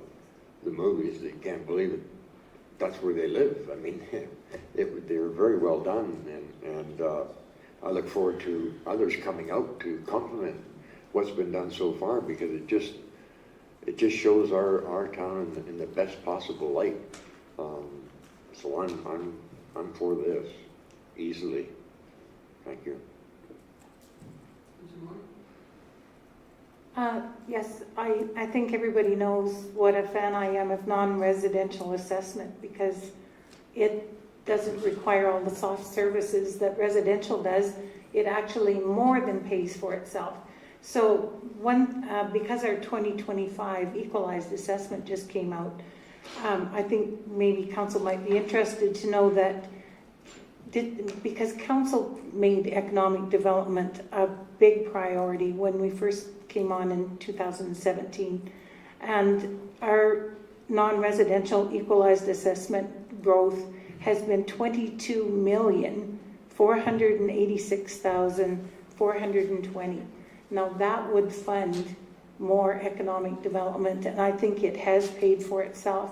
It doesn't have anything to do with anything else we want to do, but I think that we have a really good start on economic development. We're not close to a lot of our peers that have a lot better percentage of non-residential assessment that supports everything that we want to do. And so I would like to express my support for anything that will continue the wonderful work that is being done and expand it. So I would be very much in favor.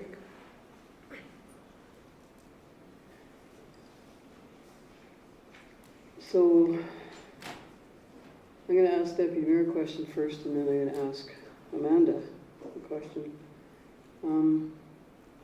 What projects and what would this be used for? What are you proposing? Well, the $10,000 budget that we have existing at the moment, immediately $5,000 of that is spent on the magazine advertisement that we do. So that leaves $5,000 left. And there's just not enough money with $5,000. Even if we were to do something very similar to the bus campaign and more videos, that's about $20,000. It's about $10,000 for the Pattison bus campaign, and roughly $2,500 a video. So I just think that we need some money to continue this momentum. I don't have a particular project in mind. I just know that we, by the looks of it, $5,000 in advertising for the entire year, and it took $29,000 to do what we, or not we, but our economic development department was able to do last year. And it's a very limited budget, but I think the payoff has been tremendous. So I just think that there needs to be some access to continue with these initiatives. And then I have, can I ask CFO a question? Sure. How many, so Councillor Moore just rattled off some numbers here that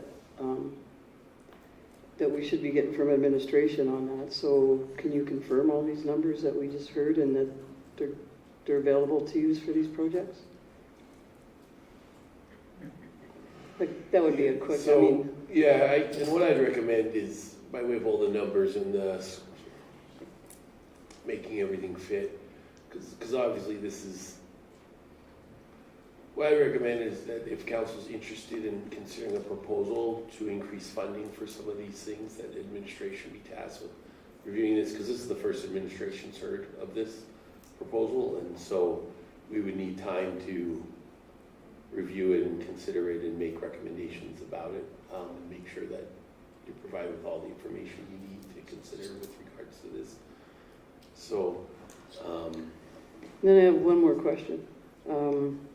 So we allocated $100,000 in reserves last year to projects, and it was in the reserves, and we allocated, I think, 40 at one point and 60 at another, and that was I thought that was valuable. So is there any of that money left, or has it all those projects been completed, or where is that reserve sitting at? And those are designated for certain projects, I believe. yeah, and again, that's why I'd recommend, I don't know if we can even speak to that on the spot as to No, that's where okay. things are currently. I Yep. think that would be information that we would put together as we review the, I guess really what we would look for is council interested in, from the conversation, it sounds like they are interested in increasing expenditures in these types of ways, but we'd have to spend some time looking at, reviewing and considering and bringing back some options as to, with regards to where the reserves are at, what some other things. Deputy Mayor? So yeah, I would apologize to administration. Nobody's heard this proposal. It just came to me in the last day or two, and I wanted to present it. I know that it needs to be looked at. There are no numbers.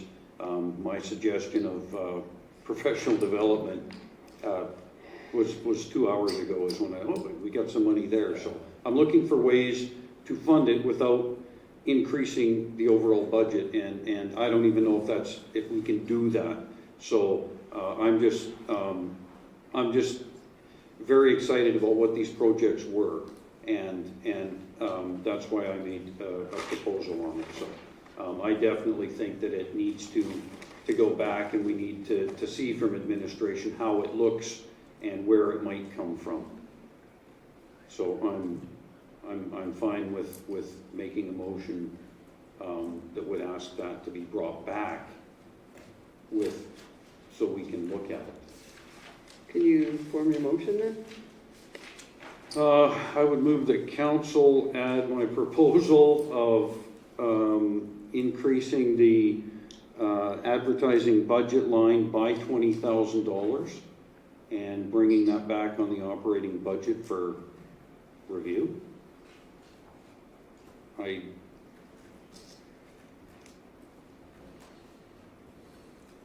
Is that worded properly? Is that- In the current status of the. Yeah, I think at this point, just let administration explore an increase in,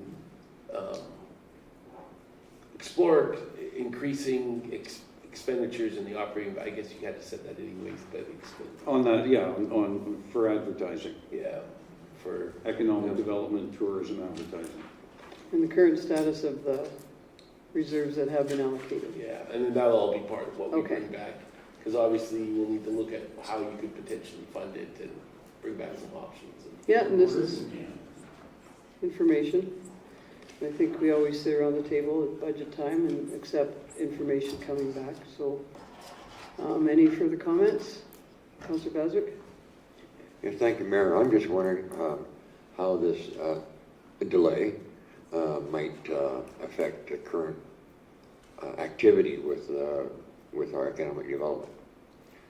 Is there anything currently in the throes that would be affected by this delay of increase in funding?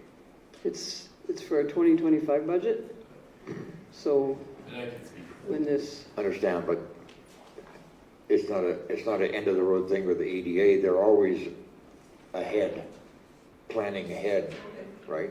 So. Thanks for the question. No, not at all. This is, again, as the mayor mentioned, this is planning for 2025. There's the projects that were approved as noted for 2024. Many of those are still not completed and still at different levels of completion and being undertaken.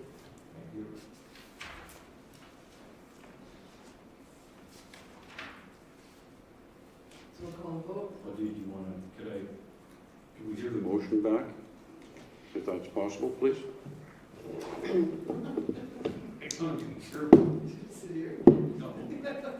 Moved by Deputy Mayor Engel that administration explore increasing the economic development tourism advertising budget expense from $10,000 to $30,000 to the 2025 operating budget and bring back information to the next meeting. All right, we'll call the vote. All in favor? That's carried.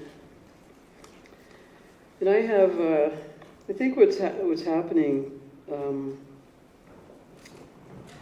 I see, I think it's my turn, because I think we've gone around the table about the operating budget.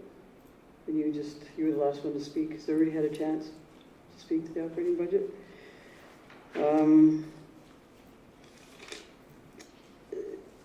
When we started the discussions on this, I mean, there's some big increases in the budget, and I'm still not understanding the $333,000 in salaries and wages. Just the breakdown of it. And, you know, I read today about the county discussing their budget. So with that,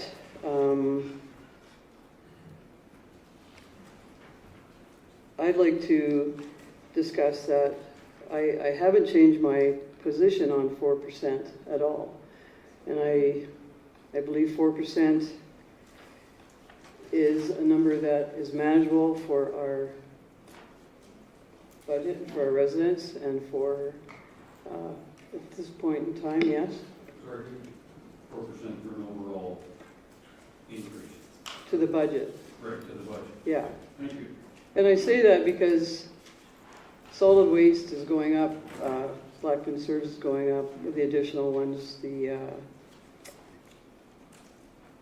infrastructure fee, which might not affect a lot of people, but our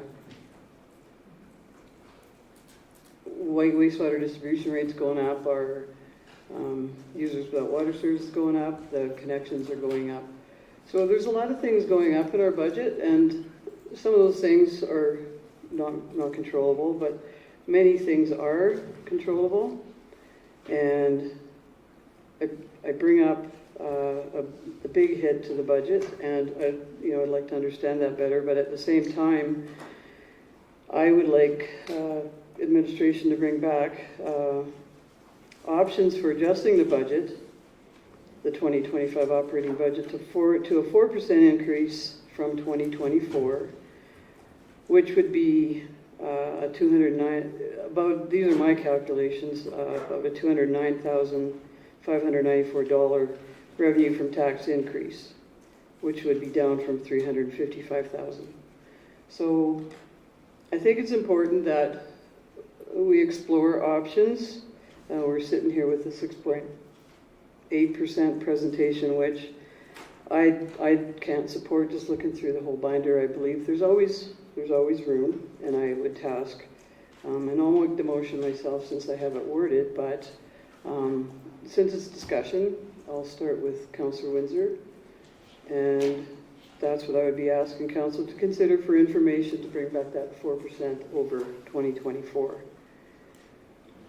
Thank you, Mayor Hunter. Just like the academic discussion we just finished having, I'm not opposed to having any information to bring back, so I would support that motion. I would like to see it at 4% or less and see what it looks like. Yeah, and I think when they bring it back, what the motion will ask is, to rank them. So 1, 2, 3. What are the ones that we can do without? And first budget presentation, I believe there's room to move in that. So administration can even rank them to what we could consider from 1 to 3 as to adjustments in the budget to bring it to 4% for consideration. Deputy Mayor? Yeah, I could definitely take that information as well. I'm sure that there are some things I haven't found yet that maybe not, but I know everything has gone up. But I think we owe it to ourselves to look. Okay. Councillor Moore? Oh, I thought I was going Are you next? to I thought he was going to be first again. I think the fact that sometimes tax rate is a big discussion. Just to point out that with this budget, our tax rates are going down. Our assessments are up. So it's not all about what was in the last year's budget. So I don't like us to put always have administration cutting. If there's something that we want to have cut, I see the fire department expenses are up like 28%. We obviously can't do anything about that. And so I guess I'm just uncomfortable with this putting the onus on them to do cutting and then that being the only criteria. I think that's our job. So I probably will vote against this. And just for clarity, we're not asking them to cut anything. We're asking them to bring items back for consideration for us to adjust the budget to the number we'd like to see. Councillor Baswick? Thank you, Mayor. I'm on agree with any financial information is worth having, so bringing it back is a prudent idea, I think. Thanks for that. So, Ethan? Just so that I'm clear on so with this motion, then you'd be looking for proposed level of surface cuts that you could consider to find savings in the budget. Is that right? I'm just trying to understand what. Well, because the budget's a large. The motion would be to so bring back. Council direct administration to bring back options for adjusting the 2025 operating budget to a 4% increase from 2024, which I've put the number in, but I think just to a 4% increase from 2024. And so just the options. So we would ask you to bring back options that would total, I think it's about $144,000 that would bring it to 4% over last year, and they would be ranked, and those would be for council consideration. If they are level of service, council would have the discussion on that. Yeah, Deputy Mayor. Yeah, I would agree that any cut or any reduction that is affecting a service level we would need to see what that effect is to help us determine whether it's worth cutting that service level. It's adjusting, yeah. However, we are, and we know that everything has been faced with incredible inflationary pressure. We feel it, but we have to. I just think that we, like Councillor Baswick said, any information is important to look at. So I don't think we're asking administration to make the cuts, but if they propose some and show us that impact, at least we can make informed decisions, and maybe it stays the same. But it gives us a bit of an idea of what our service level enhancements or unenhancements might look like, or whatever those are. Okay, anything else? Do you want me to read that back? Or did you get it? Okay. The council direct administration to bring back options for adjusting the 2025 operating budget, the proposed 2025 operating budget, to a 4% increase from 2024. And I could add a number on that, but that's just my calculation, so I would rather that the 4% be shown from our expert calculator. So, and if possible, to rank them, like if there's 1, 2, 3, that's helpful for council. And the discussion will be had on December 3rd. And to bring it back to December 3rd is important to the budget meeting. Do I need that in there? To bring it back to the December 3rd budget meeting. Well, we haven't even, I'm not sure how long it's going to take to do that, so that's a week away. So we can do our best, but I haven't even had a chance to discuss what would be entailed to do a full review of the budget and find proposals. So I don't know if that's turnaroundable in a week, but it might be. Okay. But Well, let's say December 3rd, because you just answered that, and if it doesn't, then we get it December 10th. Is that?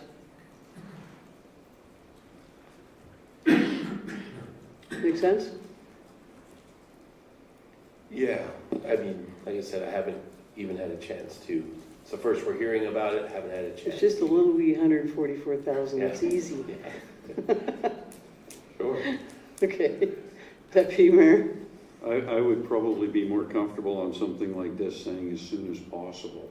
I think if we're setting a date, I agree with administration. They haven't had time to look at this, and we've been studying it, and I can't really find anything. So I would not want them to be forced or pushed at some sort of breakneck speed to get it done. I think that if we could put in there, our hope would be for them, but as soon as possible.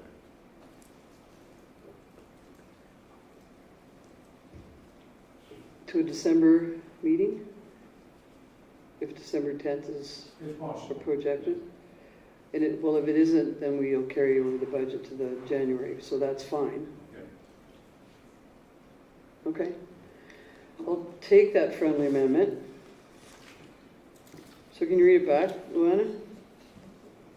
Can I make a friendly amendment? Yeah, sure. So at the end, so to the December 3rd, 2024 budget meeting or the December 10th, 2024 regular council meeting. I like that, if possible.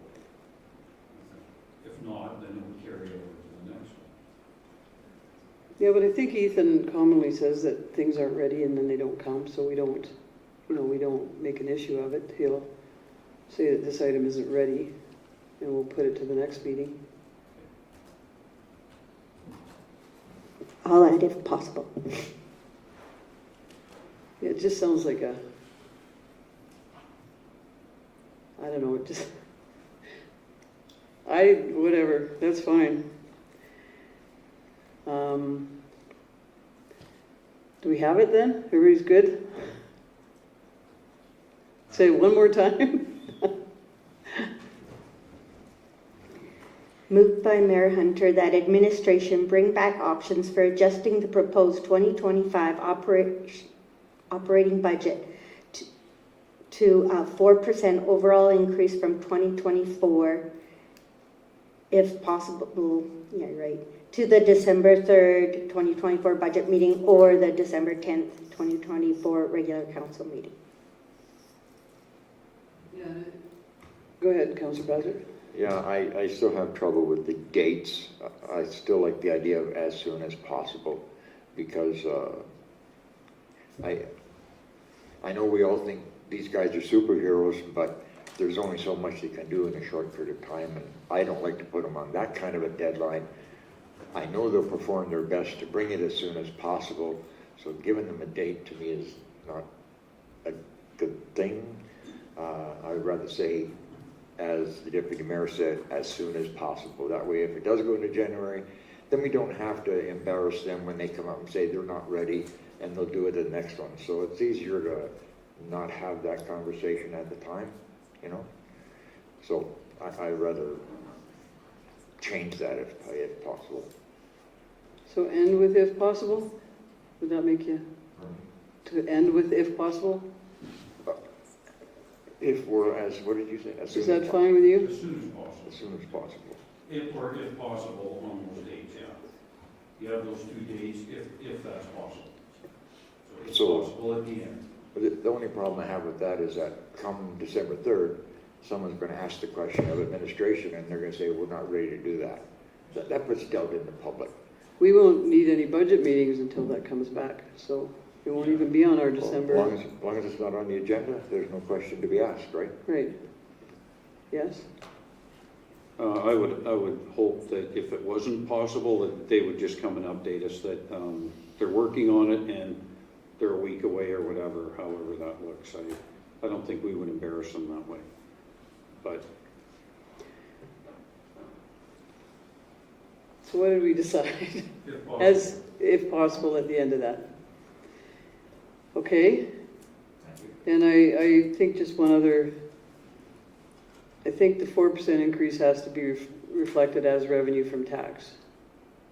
On our budget, that's where that would be reflected. So can you fit that? An increase from 2024 in revenue from tax.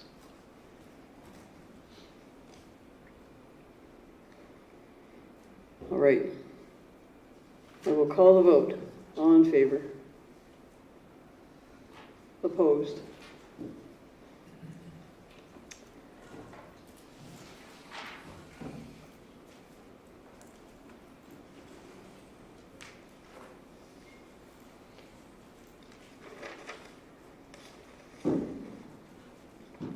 Okay, so that is, are there any other discussions on the operating budget? So we have 2 motions out of that then. And at this point, we would have the December 3rd budget meeting, if that information is ready. But if it's not, I believe there's no other reason for a meeting without those 2 motions. Do you agree? So we'll leave the timelines as they are, and I guess at the direction of administration, they'll send out the invite for the December 3rd meeting or not, based on the information they have. Okay. So we have the CAO report.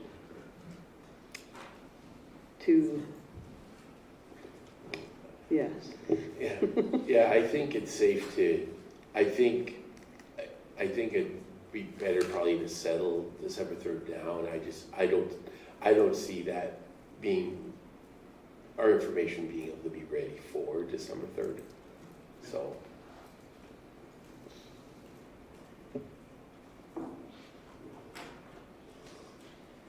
Is that already in our calendar invites? Okay, so then we don't, it doesn't have to be canceled or anything. because we often get a lot of good calendar Yeah, invites, and and I think because it's in the approved framework as needed, I think if you wanted to hold it, we'd have a motion to hold it, not the other way around, not a motion to cancel it, because I don't, my interpretation is that it's not currently scheduled, because it would be scheduled by motion if required.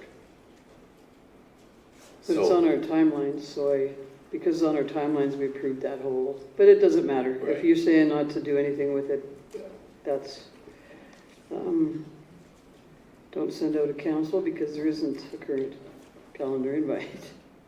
So we have the CAO report as the next item, item 7. Sure. I move the council accept the Chief Administrative Officer report for November 26, 2024 as information.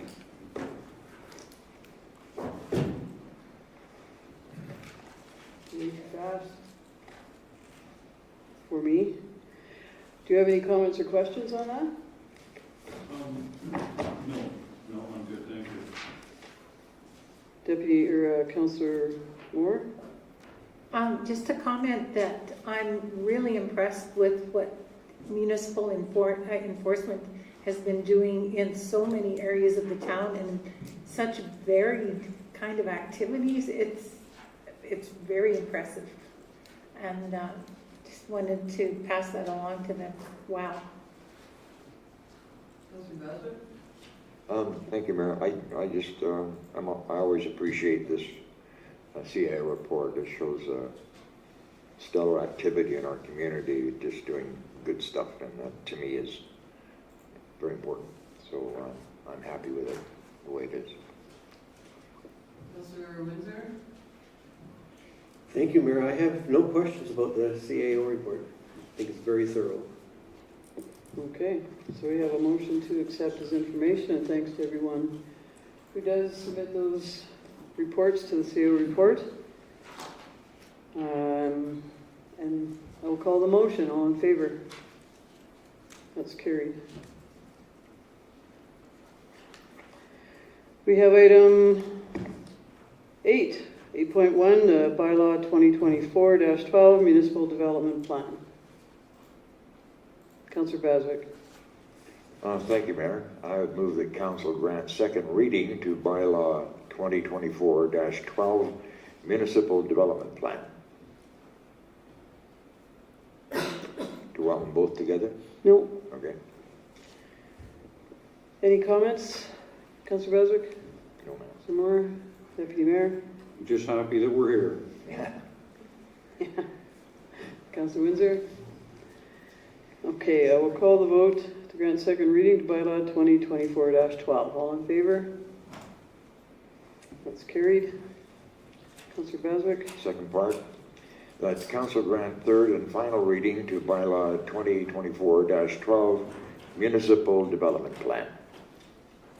Okay, any last thoughts? Call the vote. All in favor on third reading. We can all go celebrate somewhere. Not yet. We're looking forward to, this is great to have this done, and now the housing needs assessment will just be the icing on the cake.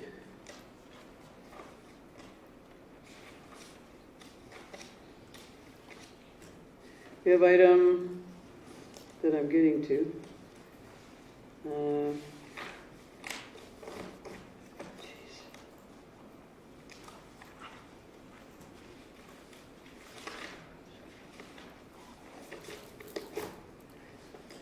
8.2, the bylaw 2024-13, utility charges bylaw. And that is Councillor Windsor, the chairperson. Is this FPC? Yes, I believe it is. Thank you, Mayor Hunter. I'll move that council grants second reading to the bylaw 2024-13 utility charges bylaw. We went through this just in great detail all the way through the whole thing. I would have expected that we would have had the markup in our agenda as well, but There's a slight increase in some of the charges, and I'm in favor of where we're moving.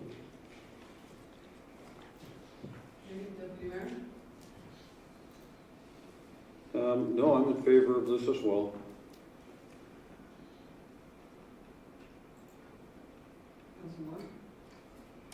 It's all good. I concur, thank you. Okay, I will call the motion then to grant second reading to bylaw 2024-13. All in favor? That's carried. Councillor Windsor, you want to make this? Mayor Hunter, I'll move that council grant third and final reading to bylaw 2024-13, utility charges bylaw. Any other comments? We'll call the third reading then, third and final reading to bylaw 2024-13. All in favor? That's carried. We have item 8.3, admin 004-24, policy and procedures policy. Are you speaking to this? Any highlights or Yep. extra? So I thought on this one, I have two here tonight. This one I'd like to make the motion first and then open it up for discussion. But what I would like to say is that the committee, this policy was renamed the Policy and Procedures Policy. And that's the best name we could come up with, because that's actually what this document is. Was reviewed at committee and discussed the nature and distinction of governance policies and procedures as opposed to the administrative policies and procedures. Council, in its role as the governing body of the municipality, guides the strategic direction of the town, sets the level of service, and develops programs and policies to execute council's strategic plan. Administration works to implement that direction by utilizing internal or administrative policies and operating procedures to execute the level of service established. Administrative policies can often be highly procedural in nature and are used to more efficiently execute the direction set by council. Governance policies, on the other hand, are guiding principles used to set the direction or otherwise detail council's programs or pertain to council members. So the purpose of this policy is to ensure the effectiveness and efficiency of governance and administrative process. And so I would move the council approve admin 004-24 policy and procedure as presented. Procedure policy. Policy and procedure policy. I gotta get that last one in there. As presented. Any comments, Councillor Windsor? Thank you, Mayor Hunter. This is a policy that is setting out how we differentiate between administrative and governance policies. That was the tenor in the meeting, and how we were trying to determine how we could make a differentiation, and we tried all kinds of different things in developing that. In the past, we've tried to use acronyms at the beginning of policies and bylaws or policies, I guess, to try to identify whether it is a administrative or a council or whatever department it might be. And it came to light through the discussion that it's very real possibility that we could have an administrative policy and a governance policy on the same issue. And so how we were going to go about differentiating between the two, and this is the solution that the committee came up with. I am a little concerned that at the front of this thing is the acronym ADMIN, that it's actually a policy for both administration and governance. It's not just an admin type of policy. So I'm a little concerned about that, but I do support the policy itself completely. So why is it named admin then? Like, couldn't think of anything else? You're the policy guys. I'm asking you both. Quite honestly, Mayor Hunter, I didn't see that until actually Councillor Engel read it, or Deputy Mayor Engel read it, and I wouldn't have had the admin in front of that. It's actually probably a governance council probably policy, because it sets the differentiation between administrative and governance. So I think probably it would be more appropriate to be a CON if you're going to have that designation. But again, we tried to get away from having that designation, identify it, because you could have both an administrative and a governance policy on the same issue. Any comments? And I actually agree with everything he said. However, I don't think that if it has admin or CON in front of it, it changes the policy in itself. So it's one of those things that we just wrestled with, and I'm okay with it, but maybe our CAO could or would speak to it, or maybe he wouldn't. He might be as confused as Councillor Windsor and I. But it doesn't change the policy, which is the really important thing. Mayor Hunter, if I may. The other thing in this is that it identifies it in the policy statement. It does identify it as a governance policy. So I'm not sure that it matters what the acronym is in front of it. It is a governance policy.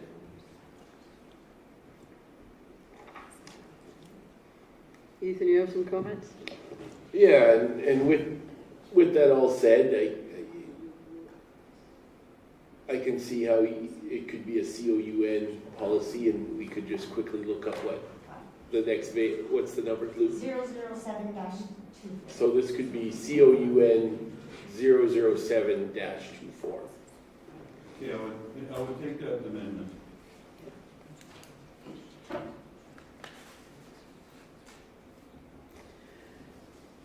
Okay. Councillor Baswick, do you have any comments? No. It's very theatrical, thank you. Councillor Moore? No. Okay, I don't either, I'm happy that's clarified though. I will call the vote then. All in favor?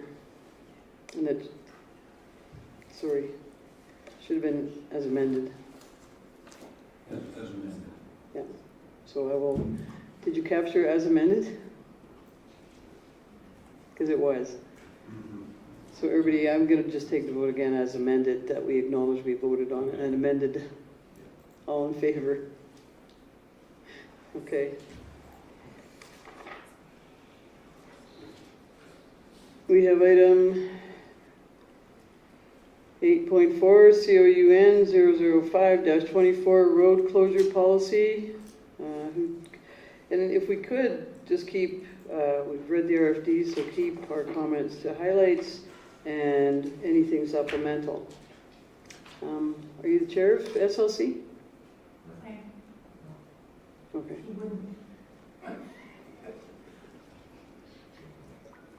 So the chair of SLC speak to it? And Yes, this, of course, we had this one before, so this is an amended policy, so you do have the markup there that shows the clarifications.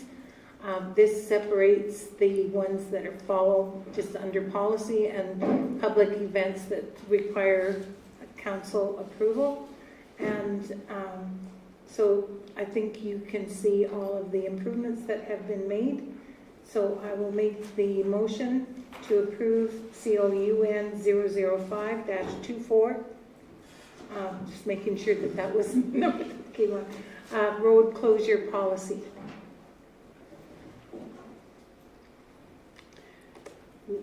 Councillor Baswick, do you have any comments? No. Councillor Windsor? Thank you, Mayor Hunter. First clarification, can we make a comment about the policy in general, or is it only the red that we can comment on? I think it's open to anything. Okay, thank It has you. been in the past. Okay, thank you.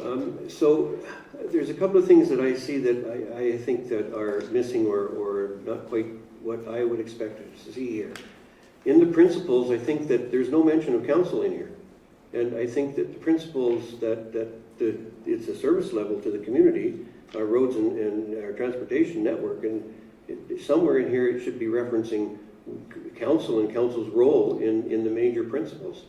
Also, I don't see the importance of the transportation network identified in the principles. And so point 2 talks about public events that require council approval. It doesn't talk about any other kind of events that or situations that require council approval. So I will be voting against this on those bases. I think it should be referred to the Policy and Governance Committee for us to look at this and make sure that all of this is covered and that we've got the proper authority in the right place all the way through the whole thing. So I will be voting against the motion that stands right now. Deputy Mayor?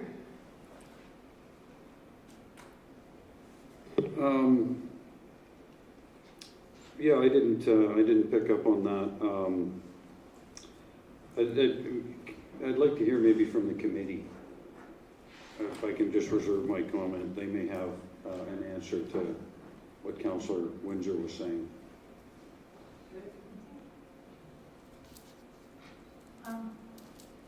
By the way, that one has static, and this one's much better, so hopefully that could be fixed and used by somebody else. So the policy statement puts Didsbury Town Council at the very top and forefront of this, and it is an adjustment to an existing policy. I think that policy and governance has a huge backlog, and so if we want to have this done anytime in the near future, I think if there's improvements to it, it is just a policy, so it can be redone, but I think to improve it as much as it can be here, I would like to see it go forward, so I will leave my motion on the floor.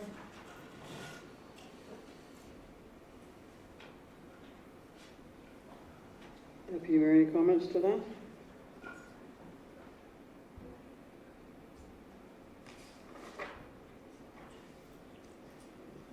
No, thank you for the answer.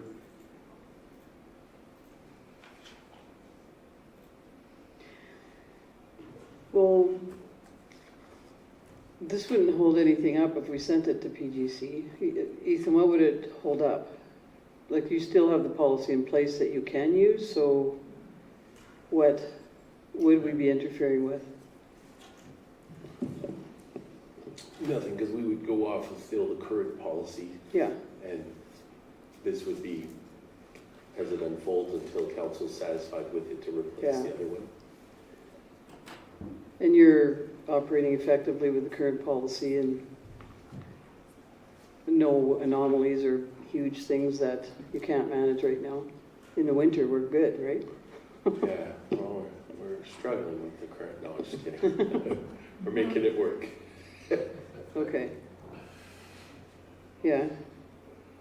I agree that we need to get them right, and that the policy and governance should be, and I remember that conversation too, that it went back and forth when we sent it to service level.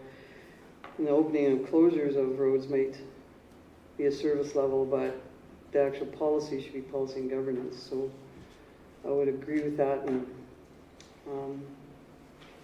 but your motion is standing, and we would have to show that in our vote to approve COUN 005-24. Could I just ask, since it would be going to policy and governance anyway, is there any particular reason why the service levels that have been dealt with in here could not be included and have the policy, a revised policy, go to policy and governance to work with at their leisure? Why not have the improved policy go there? Then it's done when they're done with it. And we have a policy in place that has the improvements. Deputy Mayor? Yeah, I agree. Policy and governance shouldn't be doing the service level on this. If we agree that the service level is fine, and it's just the wording in the policy that needs to be dealt with, I would agree with Councillor Moore that this could be approved and then sent to policy and government for recommendation. That's the way I would like to see it done. because I don't see a problem in the service level of this policy, but there is some wording, obviously, Okay. that policy and governance could clean up.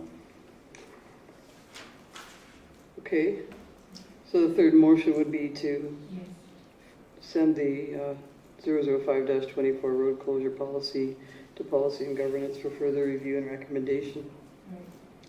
So we have a motion.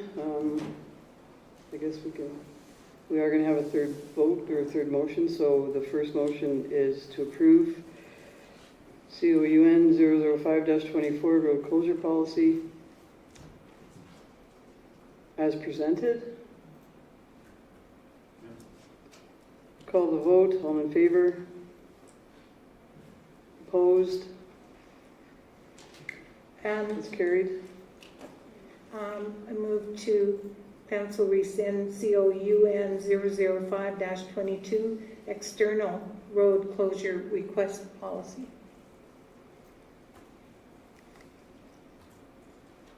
Okay, any comments on that? Councillor Baswick? Councillor Windsor? Thank you, Mayor Hunter. The question I would have is because I was voted against the approval of the road closure. Now that it is approved, I have to abide by rescind the it. majority of vote, and yeah. So while I would have had rather not had this rescinded, I guess council has spoken. Yeah, thanks for that, Deputy Mayor. Right, I'll call the vote to rescind COUN 005-22. All in favor? That's carried. And if I may, I would move that policy COUN 005-24 road closure policy be sent to the Policy and Governance Committee for review and recommendation. Comments? Councillor Baswick? I should just give you a little sign. And then if it is yes, you just put that down, your no down, and then let's go to you. Councillor Windsor? None further, thank you. All right. I will call the vote to send this to the PGC. All in favor? That's carried. Now we have 8.5 COUN 011-24 sale, acquisition, and expropriation of land policy.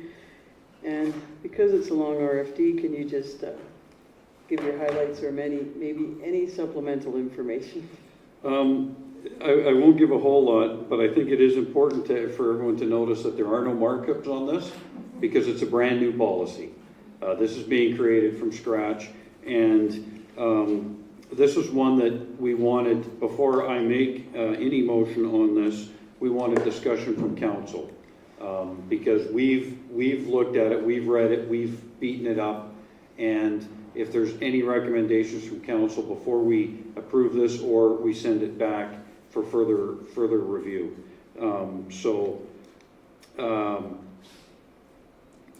This policy is integrating a new process for the sale of municipally owned property, acquisitions of land by the municipality, and expropriation. So if there's anything you guys have read in here that doesn't look right or that you would like to see something different, this is your time to speak, and then we'll make the motion. Councillor Baswick? I think someone's probably gonna say, local realtor as opposed to realtor. But I would do battle on that one because any realtor puts it to, the board anyway for all to see on multiple listings, so, I retract that comment I just made. No, I have no issues with this right now. Whoever's taking the minutes, take that out. Councillor Moore? Yes. Oh, that is the static one, but it's more static when other people talk, it just goes. Anyway, sorry. Do you want the sound effect again? This is a huge improvement and necessary, and I understand that there is a time factor here as well, that this is something that needs to be passed soon. So I will definitely be in favor of it because we need to have something like this in place. Me too. I can call the vote. Do you have a comment? You go first. Oh, I thought you guys were done because you were. So, because you guys brought it here, so I'm thinking that, okay, so. So what do you want to say? Thank you, Mayor Hunter. We really beat up on this, we really did. And this has been a really necessary piece of legislature that we needed to get through. And so I'm very pleased with where it is. I think it may have to be adjusted in the future, like any living document, but this is a great start to getting our policy for land sale, acquisition, and expropriation in place. All right, anything else? You want to make the motion, Deputy Mayor? I'll make the motion and just back up with Councillor Windsor's words. This may have been one of the more challenging ones that we've done, and we had really good debate on this, and I think the policy is very good, and if it does need improvement in the future, of course, it certainly can go back. But I would like council to approve COUN 011-24 sale, acquisition, and expropriation of land policy as presented. All right, and everybody had their comments? So I will call the vote to approve COUN 011-24. All in favor? Boy, you guys, I thought we were going to miss that. It's a Policy and Governance Committee. Thank you, Leanne and Tracy, for your interest in our meeting. We are at our business item. 9.1, 2024 capital budget amendment, snow wing attachment cancellation. Go ahead, Councillor Baswick. Thank you, Mayor. I recommend to amend the 2024 capital budget to remove the project purchase of a snow wing grader attachment. Any comments on that? Councillor Moore? Deputy Mayor? No. Councillor Windsor? I will call the vote to amend the 2024 capital budget to remove the snow wing. All in favor? That is carried. We have item 9.2, the December facility closure. Any motion, Councillor Baswick? Thank you, Mayor Hunter. I move to approve the closure of the town office, Didsbury Neighborhood Place, and Public Works on December 27th, 2024, as an additional day off for 2024 only. Thank you. Any comments? Deputy Mayor? No. Councillor Windsor? Thank you, Mayor Hunter. I see that this only applies to the full-time employees, and I'm wondering, or the day in lieu, those that are working. I'm wondering if I could get the reason why it isn't for part-time as well, and why it's only full-time. Okay. I can't answer that, so Ethan, can you? Sure. That if council would like to give a day off to the park, it's just that this was the type of thing that, in fact, because part-time staff don't have a set schedule, they don't work a set number of days, they work a varied amount of days, whereas the idea when this was presented to us, it was the thought to us was that it was full-time in nature, because it's about giving an extra day off to those that that have set days that they work and they have set days off. But certainly, that would be at council's discretion. Deputy Mayor? Oh, sorry, I'm going to let him finish his follow-up, and then Deputy Mayor. Thank you, Mayor Hunter. Well, I think essentially this was your initiative, and so I think that if I may, I would like to hear from you as to how you would like that delivered. Well, I believe that if somebody part-time is scheduled on the 27th, that they could be given the time in lieu. And I don't know how many that would be, but if scheduling did happen, and it might not be in these facilities, but maybe in other facilities, or how are we going to accommodate something for part-time staff to, if they weren't scheduled, they're not going to miss that, but if they were scheduled, I think it's kind of acknowledging that they worked that day and they could have 4 or 5 hours, equivalent to what they were going to work off. Is that difficult, Ethan? It affects recreation more than anything. So if they were scheduled for 5 hours, So I think it would be like, and obviously this again being an idea that we haven't given any thought to, because again, the nature of this is more full-time in nature, but Amanda's saying that they wouldn't, because part-timer they don't have time off, they don't get time off, they work when they're scheduled, So it would involve figuring out, I guess, how to pay for hours that aren't worked, or that, so it's potentially, I guess it might need some. you'd have to schedule them for something and then give them time and off, then it's, so that gets complicated. but That makes sense. So, anyways, on the spot, I'm not sure exactly how to give guidance on that, because we haven't given thought to the part-time aspect. Okay. You had something, Deputy Mayor? Yeah, I was going to say that obviously the facilities that are closed, you wouldn't be able to send a part-time employee to work there anyway. Right. And I think the explanation that the CAO gave, that they're scheduled differently than full-time, I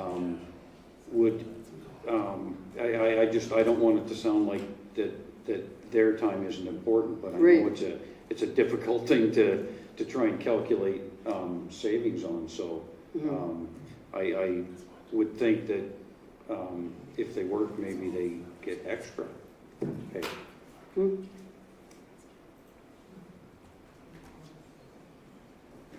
Yeah, that would be a separate motion to, did you hear? I know you were busy with your sidebar. That's fine, because you were discussing this. Deputy Mayor suggested, could they get time and a half if they were scheduled on the 27th? For those that are? Or is that difficult too?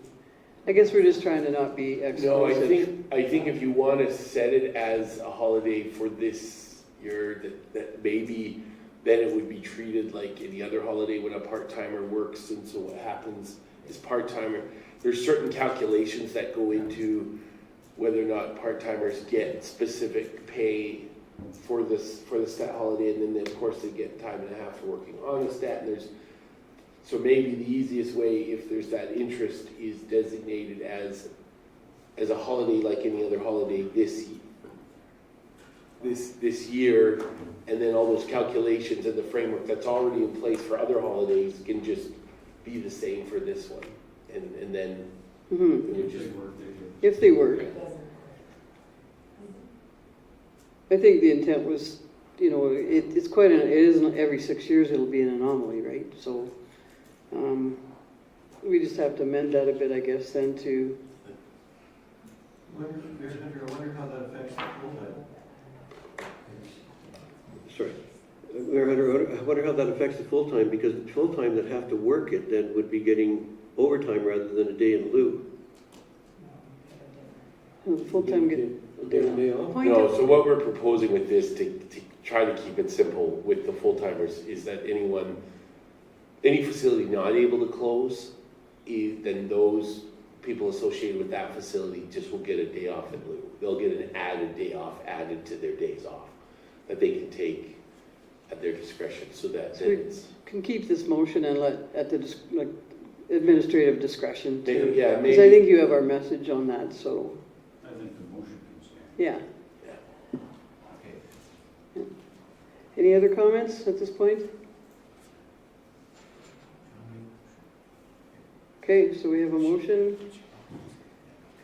to approve the closure of 3 facilities on December 27th as an additional day off for 2024 only.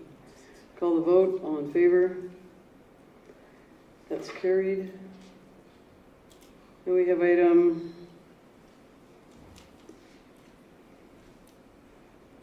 9.3, 2025 Ministers Awards for Municipalities.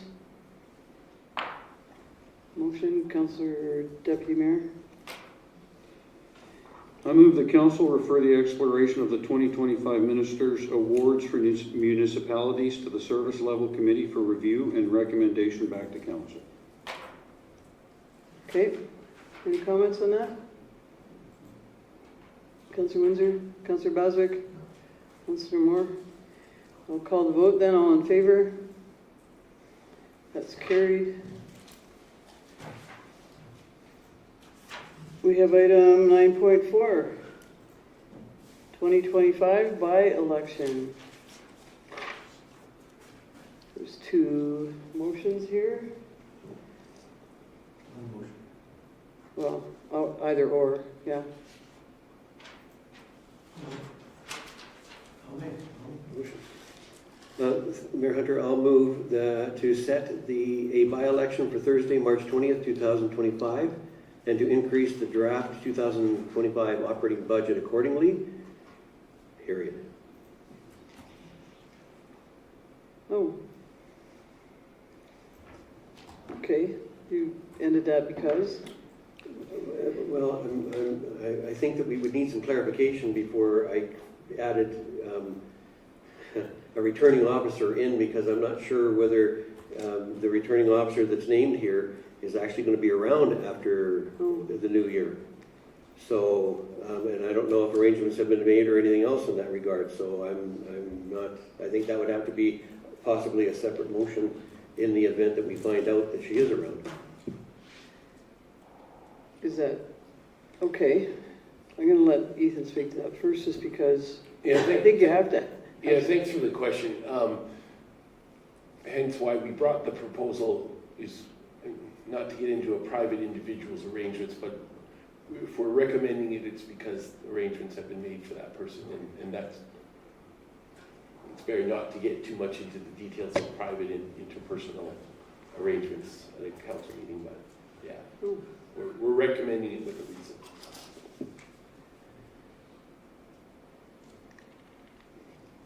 Can you want to speak?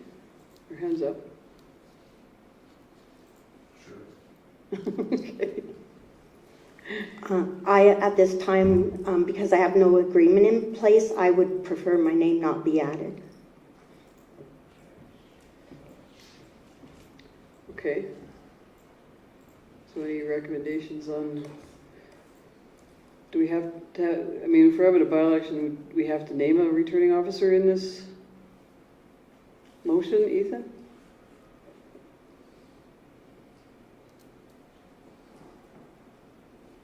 Good question. Yeah, that is a good question. So I think, yeah, so really maybe, this might be a moot point. So maybe, I guess, with this new information, then maybe what the motion is because really what we want to know is council's interest in holding a by-election. So maybe the motion is, Yeah, I was just, asking about that, how we ended that, so we can do a subsequent motion if everybody agrees to the March 20th by-election. to So explore holding a by-election on March 20th, and then at least that way we'll see whether or not council's interested in that, because these other details might be moved if they're not. So Okay, yeah. A motion to explore holding a by-election on March 20, 2025. And if that passes, then we can bring back information to the next meeting to fill all the obligations. But wouldn't the date change? Like if, No, I don't believe the date would change because that's not based on when you're setting it. The date's not based on the date that you're setting by election. The date's based on when the resignation from council came. So the date would still be the same recommended date if we bring it December 10th as now. That's not dependent on when you're setting the date. okay, That's dependent on there's the date of when the resignation happened. okay. You made the motion, so any comments? Thank you, Mayor Hunter. Yes, I made the motion. I'm going to vote against this. I think that it's probably not fair to anybody coming forward to step into this environment at this time. And so I'll be voting against this motion. Deputy Mayor? Yeah, I'll be voting against it too. We've just asked administration to bring back a 4% increase, like we've lowered that amount. This position would be for less than 7 months, and I believe the cost to run a by-election is almost the same cost as a full election. So we're going to end up with 2 in this year, which will just add cost to our taxpayers, and I don't think it's fair. I think that we have a proper number here for quorum, and I will be voting against it. Councillor Baswick? Yeah, I just have a question. I'm against this as well, but the question I have, didn't we vote this down at a previous meeting? That we weren't interested in by-election at a previous agenda that we had? So why are we addressing it again? Go ahead, Ethan. My question. Thank you for the question. Yeah, just to clarify, the previous RFD, and I understand it can be confusing, the previous RFD for a by-election was brought in response to the resignation of Councillor McCoy, whereas this RFD is brought in response to the resignation of Councillor Williams. Councillor Moore? With 10 months to go and with all the committee meetings and things that councillors usually go to, that works out to about $30,000 that we're going to save by not having them here. And then you were talking about another 10 for maybe the professional development. So this is an area that we can put into that budget to cover some of that. And definitely I will be voting against this too, because I don't think we need it. Lots of councils only have 5 people to begin with. Because that's their bylaw. At the same time, I voted in favor of this last time, and I really do believe 7 is the magic number. 6 isn't. But having said that, time is running out. So I will vote against it this time although I would really like to see 7 at the table, and there's nothing we can do about that now. Well, we can, but time is running out. That would be March. So I will call the vote to explore holding a by-election for Thursday, March 20th, and to increase the draft operating budget accordingly. All in favor? Opposed? Okay, so that's defeated.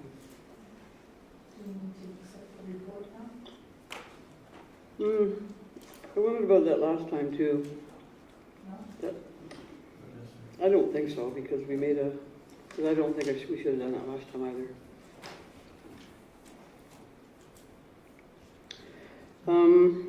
We have item 9.5, 2024-25 council assignments. And even though I discussed this to get a starting point for discussion, so there's a draft proposal. And we know that now that we're at 5 members of council, that 3 is a quorum, so cutting to 2 would be required and responsible.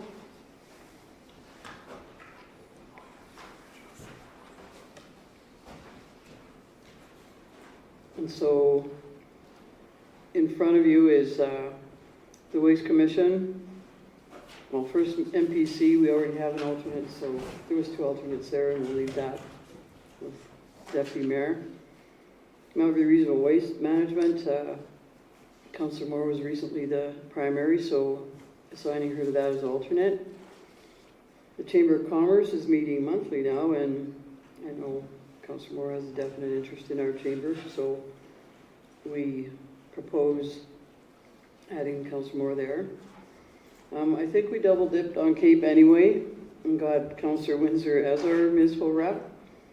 Because generally we don't have to, but it was an opportunity for him, and we certainly can appoint that if anybody's interested in Cape.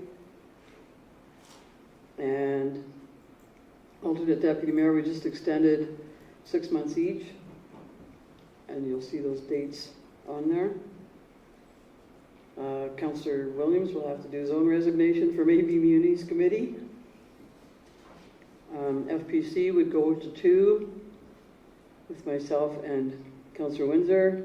Service Level Committee with Councillor Williams at departure will remain with Councillor Moore and Councillor Baswick. And the Policy and Governance Committee will remain with Councillor Windsor and Deputy Mayor, and the alternates will stay the same. So, comments? Councillor Baswick. Okay. Just because we're going, because of the absence of a councillor, we're going to 2. It doesn't mean we have to go to 2 for everything. I prefer to keep Councillor Moore on the Financial Planning Committee for one thing. That's my suggestion. You know, no harm, no foul. It's easy to stay like it was. And some of the other, because it's an important committee. Other committees are not less important, but that one to me is a major committee and should stay intact with the 3 councillors on that committee. Ethan, could I speak to that though? Can you speak to that about quorum? So then the reason we are recommending that now that council's made up of 5, we're recommending that the governance committees be reduced to 2 so that they're not made up of a majority of council. And so that's why we tried to think of an easy way to reduce each of the governance committees to 2. And it's just an idea for how that could be done, as well as filling those few other roles. But regardless of who the makeup of each committee is, we do recommend that council reduce the governance committees to 2 members each with an alternate. Again, so that when a committee is making a recommendation to council, they don't already have the majority vote. Councillor Moore? Yeah, I hadn't thought of that, about it being quorum. It just seems odd to have 3 being quorum. But being that I have a Master of Business Administration, it seems a little weird that I'd be the one taken off the Finance Committee, so I will be voting against this. Deputy Mayor? Yeah, I hate to see anyone taken off of anything. We have to take someone off somewhere. I hadn't thought of the quorum issue either, and I definitely don't want any committee creating something and then bringing it to council, and we can't even review it because it's theoretically already passed. I haven't studied this a whole lot because there was very little effect on me, so that's my selfishness and my bad. Is there any way that we can keep Deputy Moore, Councillor Moore,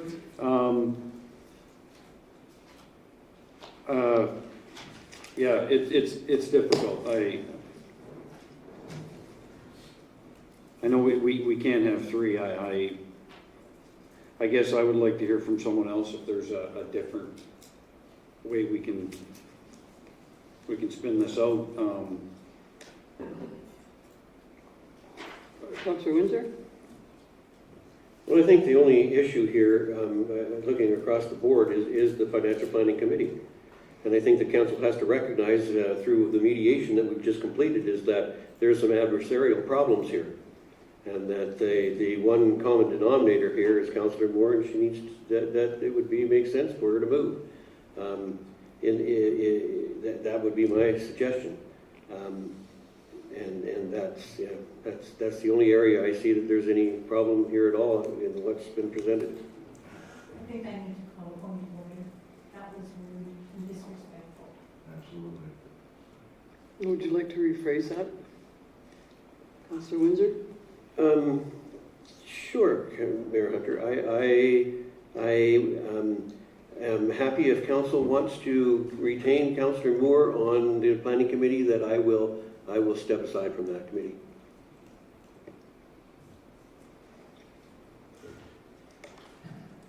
Yeah, and we're definitely thinking of dynamics on the committees so that there's a pleasant committee environment. So I like to propose, I think everybody here is capable without any university degree or whatever it might be, or background in work or politics or corporations, whatever it might be. So I think of the dynamics and I think of our work ahead. And that's what we always try to do with our committees when Ethan and I sit down. And I think we've given some good assignments to everybody that are valuable to council. So I support this. It's just, it's easy, it makes sense, it meets the needs for 2 on every committee, and I think at one point there was, longevity on a committee too was a concern, and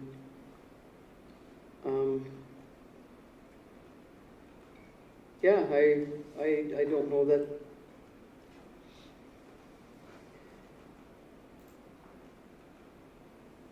I just support this, so I guess we'd have to take the vote and then we would have to adjust if the vote is voted, if it's defeated. That's the word, defeated. So the motion would be to present the committee council assignments, the amended council assignments based on the discussion we've had, and as presented. And Deputy Mayor? So a couple of questions. Are you losing a committee, or are you gaining one as well? I'm not, if I may, can I respond?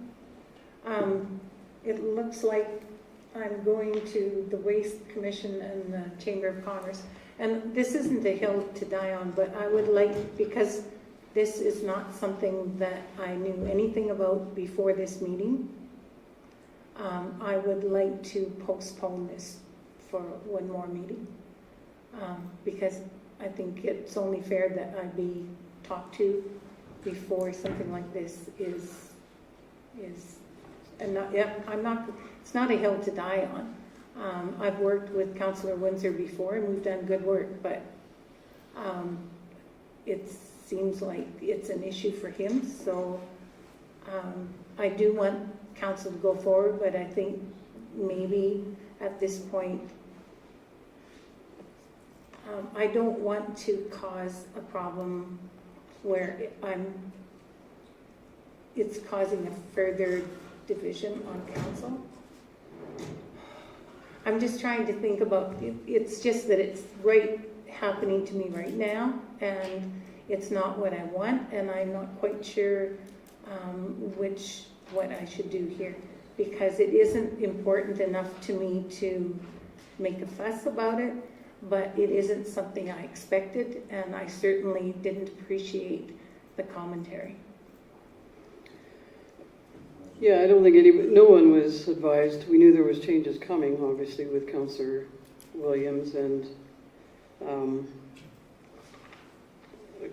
we just had time. Ethan's been busy this week, so we just sat down, and based on some conversations we've had, we felt that this was a fair approach and not hills to die on, I guess. Ownership of committees, or someone can do a job better than the other. I think we all can do the same job. It's the dynamics that really impact things sometimes. So go ahead, Deputy Mayor. Sorry, I wasn't finished. I had a couple questions.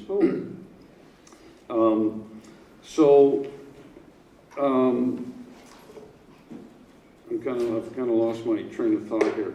What I was going to say is that any one of these committees come back to council for any sort of approval anyway, and I'm just wondering if you would just take that position and support this, I guess. I understand what you're saying, and I understand that the comments were unwarranted. But at some point, I would step off of a committee, if need be. I don't think this is a hill to die on either, Councillor Moore, and I think that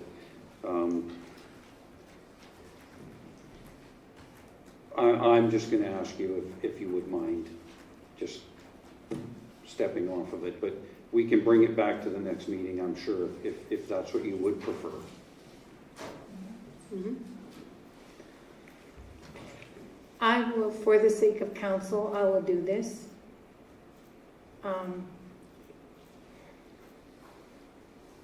And I guess I'll just leave it at that.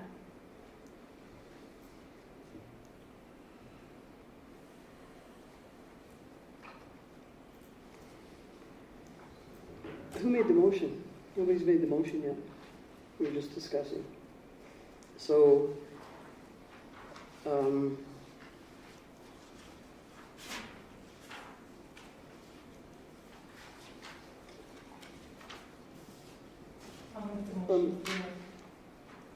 okay.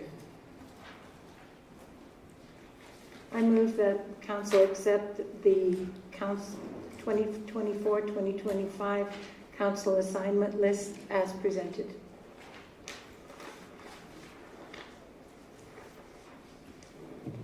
Okay. I will call the vote then. All in favor? Opposed?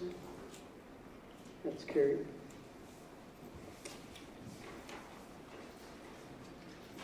We have item 9.6, the 2025 Disbury Farm and Ranch Bonspiel sponsorship.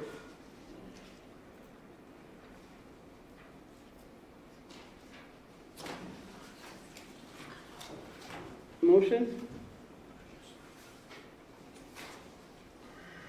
It was the addition to the agenda that was on your table. Okay. Councillor Moore? I'll move that council approve sponsorship for the 2025 Didsbury Farm and Ranch Bonspiel as 325, which is that one. Whatever it is, with the amount of $325.50 to be, it's $750. Yeah. Sorry, I was It's a choosing gold. between them. It's a gold sponsorship. Are we being that we did gold last time, is that what council would like to do? Because I'll make the motion if that's what we want to do. Yeah, I think the administrator recommended that because we don't really have a lot of money. Right. No, and it looks like it comes out of two different funds. Yes. Okay, so I will go with the motion to approve sponsorship for the 2025 Didsbury Farm and Ranch Bonspiel as a gold sponsor in the amount of $715 with funds coming from the community grant program and the council promo public relations budget as spelled out in the RFD. Okay, any comments on that? Councillor Baswick? No.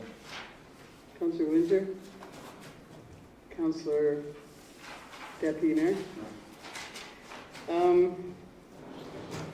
Just a question, Amanda, because it's a 2025 item, is this, it's easier just to do this? Or because it's a 2025 event, could it come from 2025 money, or is that just difficult? Go ahead. Thank you for the question. When it comes to giving donations or grants, it's an expense when you pay them. So assuming that we're paying it in 2024, it would be a 2024 expense. If we are not writing the check until 2025, then it would be a 2025 expense. We haven't confirmed that yet. But it could, I mean, if that's, so we are writing it now, just because that secures our spot, and they won't wait for, they don't know that we're good for the money. No, I'm just kidding. They do know we're good for the money. They wouldn't question that. I'm not sure, but I was just assuming that they would want to collect their donations sooner than Yeah, that's fair. and it aligns with the timing of when we paid it in Yeah, the that's previous year. So we could save something, because we have some things coming up, but we'll have to use our CAO's budget then, so that's okay. So we have a motion to sponsor the 2025 Farm and Ranch Bonds Bill as a gold sponsor, and I do believe we get a curler, so I will happily curl unless my knee is still broke. But then I guess we'll deal with that at the time. Probably deal with it at December 10th meeting as to a curler for that event. We have the motion to sponsor, so I will call the vote. All in favor? That's carried. Then we have council reports and meeting highlights. So, Councillor Moore, do you want to start with council report and meeting highlights? Sure, and I'll take the less staticky speaker here. November 13th, Policy and Governance Committee. November 14th, I was at Financial Planning Committee. November 14th, Mountain View Seniors Housing. November 19th, Service Level Committee. November 19th, Intermunicipal Planning Committee Prep. Collaboration, I forgot the collaboration in that one. November 19th, Council Budget Meeting. November 20th, Intermunicipal Planning Collaboration Committee. I put planning in there, I'm not sure why. November 21st, Mountain View Seniors Housing Celebration. This year there were awards for a staff member from each lodge who was chosen by their co-workers for their exceptional attitude and service to residents, which included a remarkable young man from Aspen Ridge Lodge. Awards for length of service this year included a lady from Sundre who has completed 35 years of service to seniors with Mountain View Seniors Housing. That's crazy. That's the longest I've ever seen in all the award ceremonies. And finally, an item on our September 10th council agenda requested applicants for the Central Alberta Regional Assessment Review Board itself and for the Nomination Review Committee. Didsbury and 36 other municipalities or special areas are part of this organization. Since I served on that board for several years between council terms, I was chosen to serve on the Nomination Review Committee on November 25th, which assesses applications for the 3 to 4 positions which need to be filled each year. Although this was not specifically an assignment from council, the town supports and participates in this organization and has an interest in the composition of the assessment review boards that may adjudicate assessment appeals from Didsbury. So I was on there to make sure that there were rural members and a variety of people that to adjudicate fairly. That's it. Thank you. Councillor Bazard? Nothing to report other than there's another MPC meeting coming up, which I will be unable to attend. I won't be back in time to hit that meeting, and I've already told our planners and Councillor Moore that I will not be there. So now you're aware. You're the alternate? NPC. John just told you had to be at a meeting. Thank you. Okay. Deputy Mayor, what have you been doing? On November 13th, policy and governance. Just a minute. Council highlight. I'm going to say that the peace officer bylaw officers doing all those amazing things with all people of all ages all over town. That was just awesome. Okay. Councillor Bowser? I like the presentation of the film group. I think that was really interesting, and I'm looking forward to them doing even better things as we move forward, because they obviously have a plan in place, and it seems to be going well so far. So, and I want to meet Brad Pitt, you know. I don't.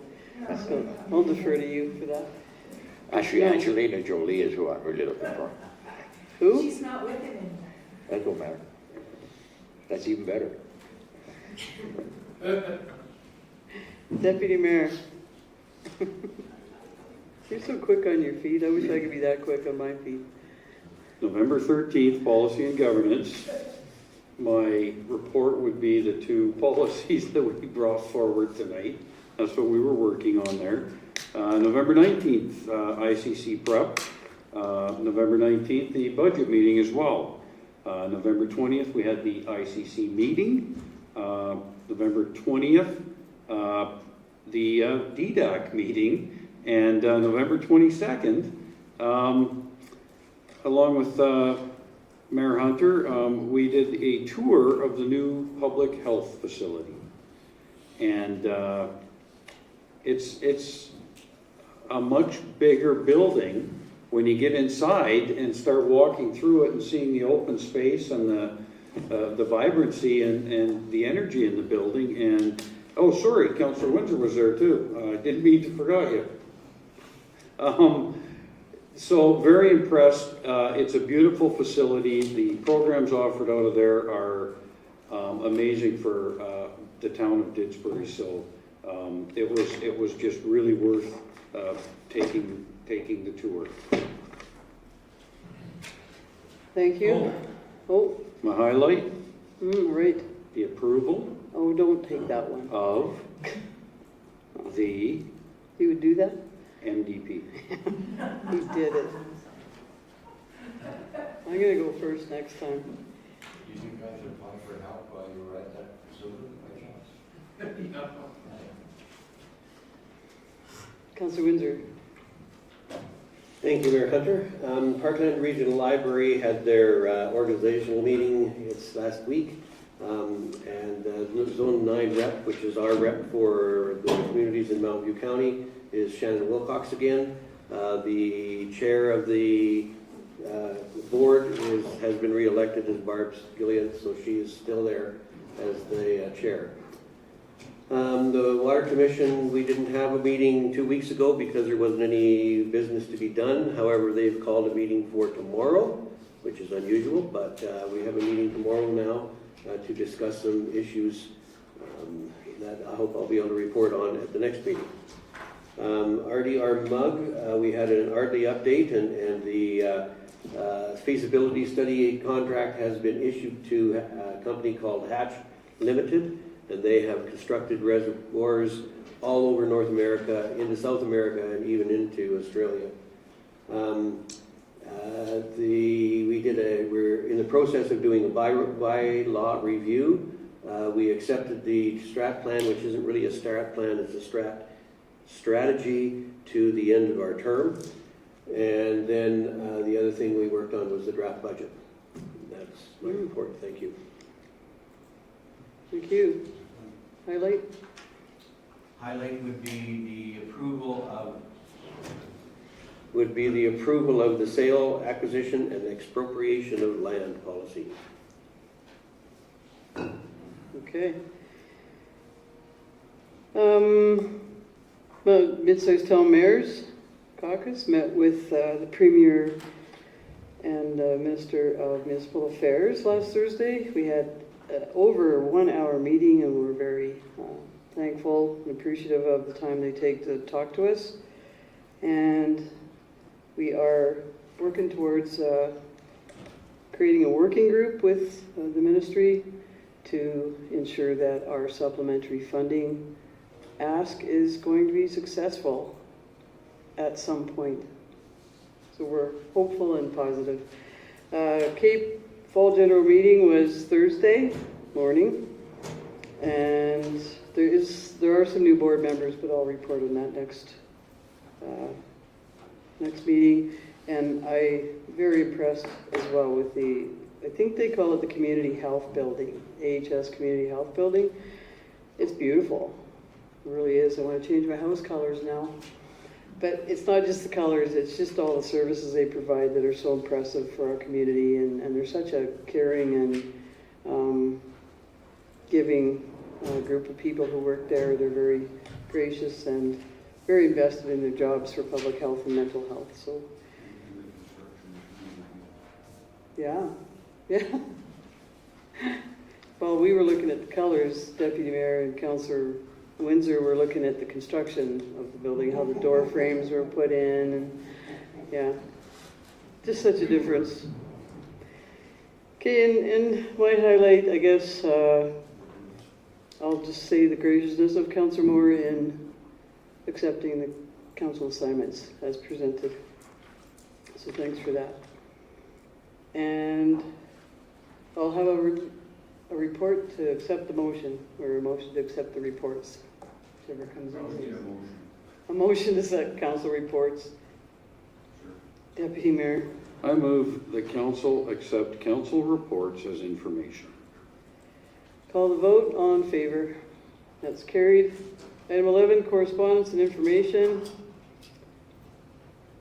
Councillor Moore. I move that council accept the correspondence as information. And I want to make a note that where is it?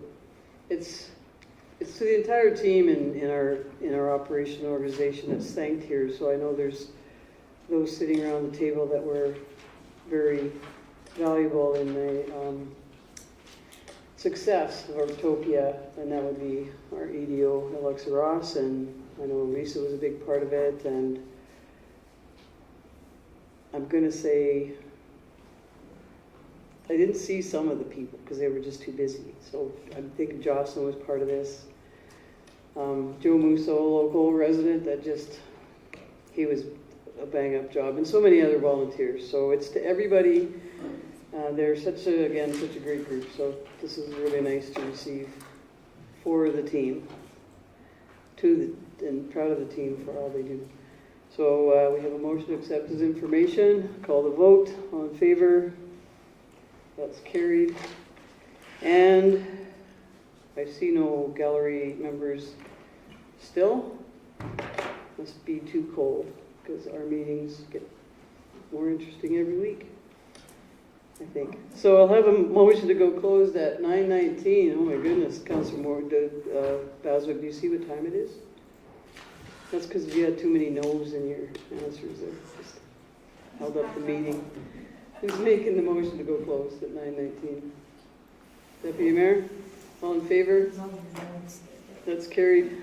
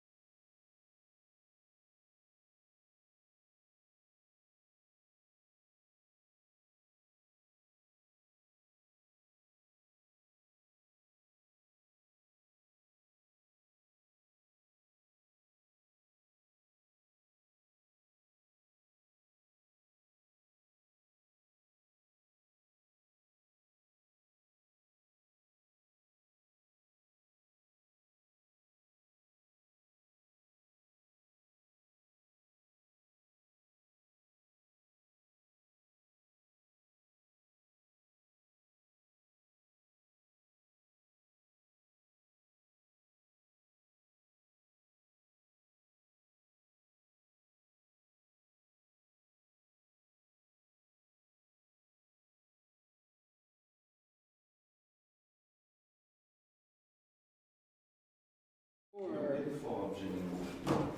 item 13.1, cost of living adjustment. Move to have the COLA